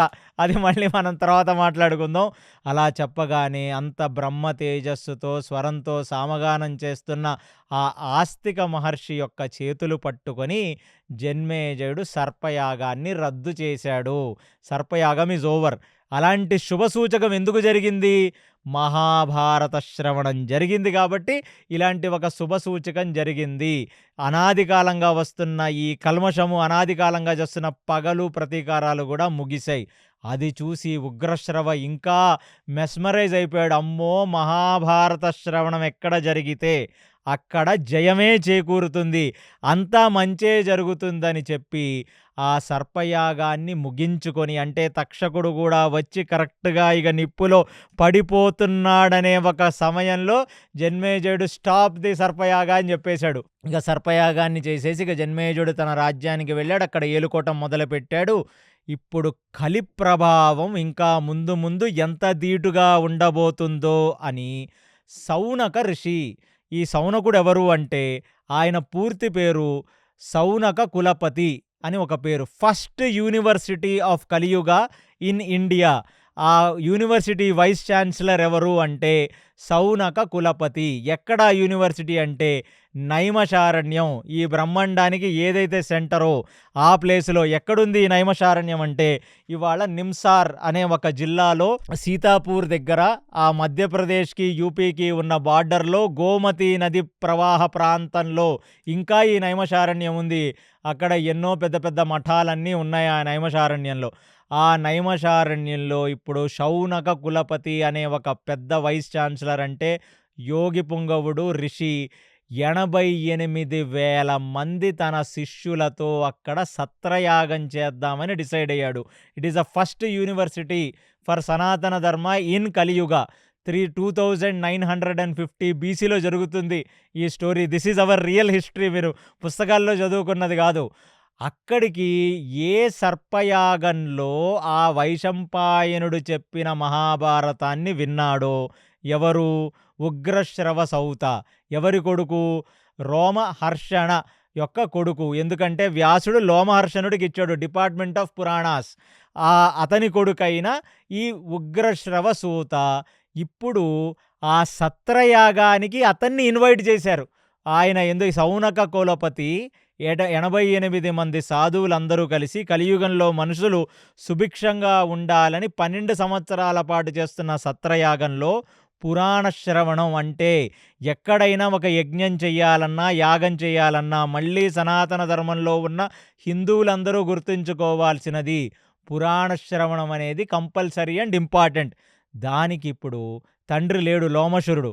అందుకనే ఆయన కొడుకైన ఉగ్రశ్రవ సౌతని పిలిచారు. ఎవరు ఈ ఉగ్రశ్రవ సౌత అంటే మీరు మీ గణపతి ఫెస్టివల్ పూజలో చదువుకుంటున్న సుతగోస్వామి అని మీరు ఎన్నో పురాణాల్లో సుతగోస్వామి సౌనకాది మునులకు చెప్తుండగా అని మీరు చదువుకుంటారు కదా. ఆ నైమషారణ్యంలో జరుగుతున్న ఒక కాన్వర్జేషన్ సౌనకాది ఋషులకు సూతగోస్వామి చెప్తున్నాడని. ఆ సూతగోస్వామి ఈ లోమశురుడు యొక్క కొడుకు. ఆయన పూర్తి పేరు ఉగ్రశ్రవ సూత ఆయన పేరు. ఈ శౌనకాది ఋషులే ఈ శౌనక కులపతి అనే వైస్ ఛాన్సలర్ ప్లస్ అక్కడున్న 88 మంది ఋషులు. That was the first university. అంతేగాని నలంద విశ్వవిద్యాలయం ఫస్ట్ యూనివర్సిటీ కాదు. అది చాణక్యుడు మౌర్య డైనాసిటీలో వచ్చిన యూనివర్సిటీ తప్ప first university Naimisharanyam. First vice chancellor Saunaka కులపతి. ఆయన దగ్గర ఉన్న డిసైపుల్ సంఖ్య 88,000 పీపుల్. వాళ్ళకి మొత్తం పురాణాల యొక్క ట్రైనింగ్ ఇప్పించి వాళ్ళని భారతదేశంలో ఉన్న నలువైపులకు వెళ్ళి, ఇప్పటికీ గుజరాత్లో ఒకడు మహాభారతం చదువుతున్నాడు. మన బ్రిటిష్ వాళ్ళు మన దేశం మీదకి వచ్చినప్పుడు ఒక వింత జరిగింది. ఏమిటంటే బ్రిటిష్ రాష్ట్ర వైస్రాయ్ అలహాబాద్లో ఉన్నప్పుడు, ఎందుకంటే మద్రాస్ ప్రెసిడెన్సీ నుంచి కలకటా ప్రెసిడెన్సీకి మారిపోయిన తర్వాత కుంభమేళా వచ్చింది. కుంభమేళా వచ్చినప్పుడు అప్పుడు భారతదేశ జనాభా మొత్తం ఒక 30 కోట్ల మంది ఉంటే 2,00,00,000 మంది కుంభమేళాకొస్తే వైస్‌రాయ్ తల మీద చెయ్యి పెట్టుకొని అడిగాడంట. అసలు టెలిగ్రాములు లేవు, పోస్టులు లేవు, ఫోను కాల్లు లేవు. 2,00,00,000 మంది భారతీయులు, మద్రాసు నుంచి తమిళవాడు, రాజమండ్రి నుంచి ఒక ఆంధ్రావాడు, హైదరాబాద్ నుంచి ఒక తెలుగువాడు, పూణే, సోలాపూర్ నుంచి మరాఠీవాడు, బెల్గాం నుంచి ఒక కన్నడవాడు, మధ్యప్రదేశ్ నుంచి ఒక మధ్యప్రదేశ్ వాడు, ఇలా దేశం నలువైపుల నుంచి రకరకాల భాషలుగా విడిపోయిన ఈ భారతదేశంలో ఉన్న వ్యక్తులందరూ ఎవరు చెప్తే వచ్చార్రా ఈ కుంభమేళాకని అడిగాడంట. వాడి ఫస్ట్ క్వశ్చన్ ఎవరు చెప్తే వచ్చారంటే, సనాతన ధర్మం యొక్క మూలాలు ఇంత గట్టివి. గుజరాతీ వాడికి ఇదే మహాభారతం, ఆంధ్ర వాడికి అదే మహాభారతం. వీళ్ళిద్దరికీ పాండవులే హీరో, వీళ్ళిద్దరికీ శ్రీకృష్ణ పరమాత్మే హీరో, వీళ్ళిద్దరికీ రాముడే హీరో. అది వేదవ్యాసుడు. ఏం చేశాడు వేదవ్యాసుడు? ఎందుకు గురువు అంటే, ఇంతమంది శిష్యులని, ఉపశిష్యులని యూనివర్సిటీలని క్రియేట్ చేసి భారతదేశంలో ఆస్ట్రాలజీ ఒకటి, పామిస్ట్రీ ఒకటే, అథర్వవేదం ఒకటే, ఆయుర్వేదం ఒకటే, భూగోళ శాస్త్రం, ఆస్ట్రానమీ ఒకటే, ఇన్ని కామన్ ఎలిమెంట్స్ ఈ దేశంలో ఇన్ని భాషలున్నా వీళ్ళు ఎంచుకున్న వేదం ఒక్కటే, ఉపనిషత్తు ఒకటే, పురాణం ఒకటే. అంటే ఎంత హార్డ్ వర్క్ చేసి ఉంటారు మన పూర్వీకులు, మీరందరూ అర్థం చేసుకోండి. This is real history of India. అలాంటి సౌనక ముని పిలిచి ఇప్పుడు ఉగ్రశ్రవని అడిగాడు. ఏమిటంటే, అసలు ఇప్పుడు కలియుగం వచ్చేసింది, కలియుగంలో ధర్మం పోతుంది, కలియుగంలో శౌచం పోతుంది, అన్నీ పోతాయి. దేనిని పట్టుకుంటే మనిషి నిలబడతాడు, దేనిని పట్టుకుంటే ధర్మం నిలబడుతుంది, దేనిని పట్టుకుంటే సనాతన ధర్మం నిలబడుతుందని అడిగితే అక్కడ ఉగ్రశ్రవ చెప్పాడు, నాయనా వేదవ్యాసుడు సాక్షాత్తు ఈ మహాభారతాన్ని ఎంతగానో తన మనసు పెట్టి 1,00,000 శ్లోకాలుగా రాశాడు. అందులో మూల మహాభారతం 25,000 శ్లోకాలు. అంటే పాండవుల చరిత్ర, మిగతావన్నీ ఎన్నో రకాలు వస్తాయి ఇంకా మహాభారతంలో. అవి 25,000 శ్లోకాలు. అది కాకుండా కేవలం భూమి మీద ఉన్న జనాలకిచ్చిందే 1,00,000 శ్లోకాలు. స్వర్గలోకంలో ఇంకా పెద్ద మహాభారతం తెలుసు, ఇంకా పైలోకాల వాళ్ళకి ఇంకా పెద్ద మహాభారతం తెలుసు. మహాభారతం అనేది అనంతం. మహాభారతం అనేది కలియుగ పురుషుడికి వేదమే. ఇది పంచమ వేదమే. పురాణం అర్థం కాకపోయినా, వేదం అర్థం కాకపోయినా, ఉపనిషత్తులు అర్థం కాకపోయినా, మహాభారతం అనే ఒక్క పురాణాన్ని ఒక మనిషి పట్టుకుంటే వాడు ధర్మ, అర్థ, కామ, మోక్షములనే చతుర్విధ పురుషార్థములను వాడు పొందుతాడు. దాని యొక్క ఇంపార్టెన్సు దేవతలకే అంత బాగా అర్థమయ్యింది కాబట్టి బ్రహ్మ వచ్చి వ్యాసుడు రాసిన మహాభారతాన్ని ధృవీకరించి దాన్ని లిఖితపూర్వకంగా పెట్టడానికి గణపతిని పంపిస్తే, వ్యాసుడు తను వృద్ధాప్యంలో తన నోటి వెంట మహాభారతం వస్తుంటే గణపతి రాయటం మొదలుపెట్టాడంట. మళ్ళీ గణపతి యొక్క మేధస్సు ఏమిటంటే, గణపతి వ్యాసుడిని అడిగింది, స్వామి మీరెక్కడ కూడా ఆపకుండా ఒక నిరంతర ప్రవాహంలాగా మీరు చెప్పుకెళ్ళిపోవాలి అని వ్యాసుడిని గణపతి కోరితే వ్యాసుడు చెప్పాడు, నువ్వు రాసే ప్రతి శ్లోకం నీకు అర్థమయ్యి నీ స్ఫురణలోకి వెళ్ళిన తర్వాత మాత్రమే నువ్వు రాయాలని. అంటే గణపతి తన పెద్ద చెవులతో వ్యాసుడు చెప్పిన ఒక శ్లోకాన్ని విని అర్థం చేసుకొని జీర్ణించుకొని ధారణ చేసి ఆయన రాశాడంటే అసలు ఇది ఎంత మహోత్కృష్టమైన గ్రంథమో అని చెప్పి దాని మహోత్కృష్టాన్ని మా నాన్నగారైన రోమహర్షణ మహర్షి చెప్తుంటే నేను విన్నాను. ఇవాళ ఆ వైశంపాయనుడు ఏ యజుర్వేదానికైతే ఆయన హెచ్ఓడిగా ఉన్నాడో ఆ వైశంపాయనుడు జన్మేజయుడికి చెప్తుంటే నేను దగ్గర నుంచి వినటమే కాకుండా అసలు అక్కడ వాతావరణం ఎలా మారిపోయింది, ఒక్కసారిగా జన్మేజయుడిలో కారుణ్యం ఎలా పెరిగింది, ప్రేమ ఎలా పెరిగింది, అక్కడికి ఆస్తిక మహర్షి రావటం, అతను ఒక శత్రువుని తన తండ్రిని చంపిన వాడిని తను క్షమించేయటం, దానివల్ల మళ్ళీ సుభిక్ష రావటం. కాబట్టి కలి ప్రభావం ఎక్కడ ఉండదో సౌనక అంటే, ఎక్కడైతే మహాభారత పుణ్యగ్రంథ శ్రవణం జరుగుతుందో అక్కడ కలి ప్రభావం ఉండదు అని చెప్పి తేల్చేశాడు ఉగ్రశ్రవ సౌత. అలాంటిది ఇంకేమిటి అక్కడ మళ్ళీ ఇప్పుడు సౌనకాది ఋషి అడుగుతున్నాడు సూతగోస్వామిని ఏమనంటే, ఇంకా ఏమి తెలుసుకోవాలి మేమంటే, మీరు నిత్యం మహాభారతాన్ని చదివి, మహాభారతాన్ని తాత్వికంగా అర్థం చేసుకొని, మహాభారతాన్ని జీర్ణం చేసుకొని, ఆ మహాభారతాన్ని భారతదేశంలో ఉన్న నలువైపులకి ఎళ్ళి ఈ 88,000 శిష్యులతో నువ్వెలా అయితే ఉన్నావో వాటిని తీసుకెళ్ళు. ఎందుకంటే కలియుగంలో యజ్ఞంలో శుద్ధి ఉండదు, ఆవు నెయ్యిలో శుద్ధి ఉండదు, సమితలో శుద్ధి ఉండదు, హవిషులో శుద్ధి ఉండదు, బ్రాహ్మణుడి మంత్రోచ్చారణలో కూడా శుద్ధి ఉండకపోవచ్చు, కానీ శ్రవణము, కీర్తనము ఈ రెండిటిలో ఎప్పటికీ కూడా అది అలాగే ఉంటుంది. కాబట్టి మహాభారత, రామాయణాది గ్రంథములను నిత్యం పఠిస్తూ, నిత్యం వింటూ ఉంటే అక్కడ కలి ప్రభావం రాదు. అది కాకుండా ఇప్పుడు సౌనకాది ఋషి ఇప్పుడు అడుగుతున్నాడు ఏమనంటే, మరి అంత గొప్పవాడైన పరీక్షితుడే బంగారం వేసుకుంటే, ఆయన మనసునే లోబరుచుకున్న ఈ కలిపురుషుడు మరి మమ్మల్ని ప్లస్ ఈ కలియుగంలో ఉన్న మనుషులని వదులుతాడా చెప్పు? దానికి సరళమైన ఉపాధి ఏమైనా ఉందా? కలి ప్రభావం మా మీద ఉండకుండా ఉండాలంటే ఏదైనా ఉందా అని అడిగితే, అక్కడ ఈ సూత గోస్వామి చెప్తున్నాడు, ఈ 4 విషయాలు ఏమిటి? మాంసాహారం, మద్యం, జూదం, పరస్త్రీలోలత్వం, ఈ 4 విషయాలని వదిలేసి, బంగారం, అమితమైన ధనం, అమితమైన బంగారాన్ని పెట్టుకోకుండా కేవలం మహాభారత, రామాయణాది గ్రంథములను పట్టుకొని చివరాఖరికి వచ్చిన శుకుడు చెప్పిన భాగవతాన్ని విని, భాగవతాన్ని ఆచరించి భక్తియోగం చెయ్యటం మాత్రమే కలియుగంలో పుట్టిన ఒక జీవుడికి మోక్షం అనేది చేకూరుతుంది అని ఒక హెడ్ ఆఫ్ ది సిగ్నేటరీ లాగా ఒక ధృవీకరించి స్టాంప్ వేసి సైన్ పెట్టేశాడు. అందుకునే కలియుగంలో ఎప్పుడైతే ప్రారంభ దిశలో ఈ మహాభారత, రామాయణాది గ్రంథాలు మనుషులు విన్నారో, తర్వాత భాగవతాన్ని వాళ్ళు జీర్ణించుకున్నారో, భాగవతం మొత్తం శుకుడు కేవలం భక్తి గురించే చెప్పాడు ఈ పరీక్షితుడికి. అది తెలుసుకున్న వాళ్ళు కాబట్టి ఎప్పుడైతే మన దేశంలో తుర్కీయులు విపరీతంగా పేట్రేగిపోయి ఇక్కడ మనుషుల్ని హింసిస్తున్నారో, మళ్ళీ ఒక గోల్డెన్ టైం అనేది ఒక 500 సంవత్సరాల కిందట వచ్చింది ఈ భూమండలంలో. ఏమిటంటే మీరు హిస్టరీ బుక్స్లో చదువుకొని ఉంటారు, రెనైసెన్స్ ఆఫ్ భక్తి మూమెంట్ అని.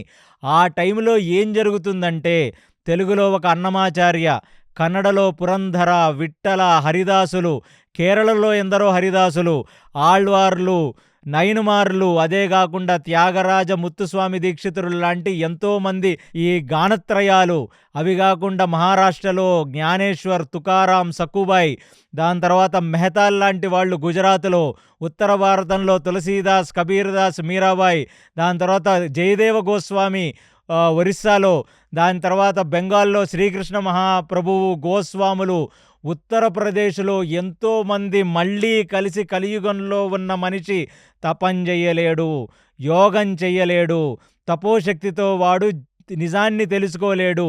అలాంటి ఒక జీవుడు కేవలం భక్తి యోగాన్ని పట్టుకుంటే నోటి వెంట భగవత్నామస్మరణ, శ్రవణము, కీర్తనము, అంటే చెవులు 2 రంధ్రాలిచ్చిన భగవంతుడు చెవుల్లోంచి ఆ శ్రీకృష్ణ పరమాత్మని అర్థం చేసుకోవటానికి మహాభారతం, భాగవతం, రాముణ్ణి అర్థం చేసుకోవటానికి రామాయణం, ఈ 3 గ్రంథములు భగవద్గీత, మహాభారత అంతర్భాగమే.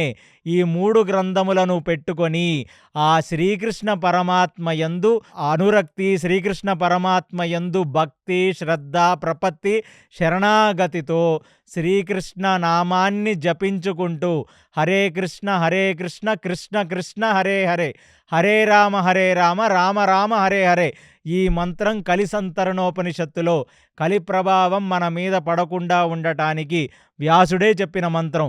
ఈ నామస్మరణ చేస్తూ ఏ మనిషి అయితే బ్రతుకుతాడో వాడికి మోక్షం కలుగుతుంది.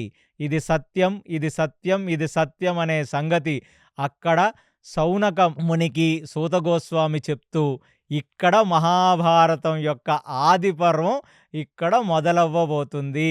సో ఇప్పుడు మనం నిజమైన మహాభారతంలోకి మనం ఎంటర్ అవుతాం. ఇది 3 చోట్ల జరిగింది. ఒకటి వ్యాసుడు గణపతికి చెప్తున్నాడు, ఒకటి వైశంపాయనుడు జన్మేజయుడికి చెప్పాడు, మూడవసారి సౌనక మహర్షికి సుతుడు చెప్తున్నాడు. ఇది 3 టైమ్స్ చెప్పారు.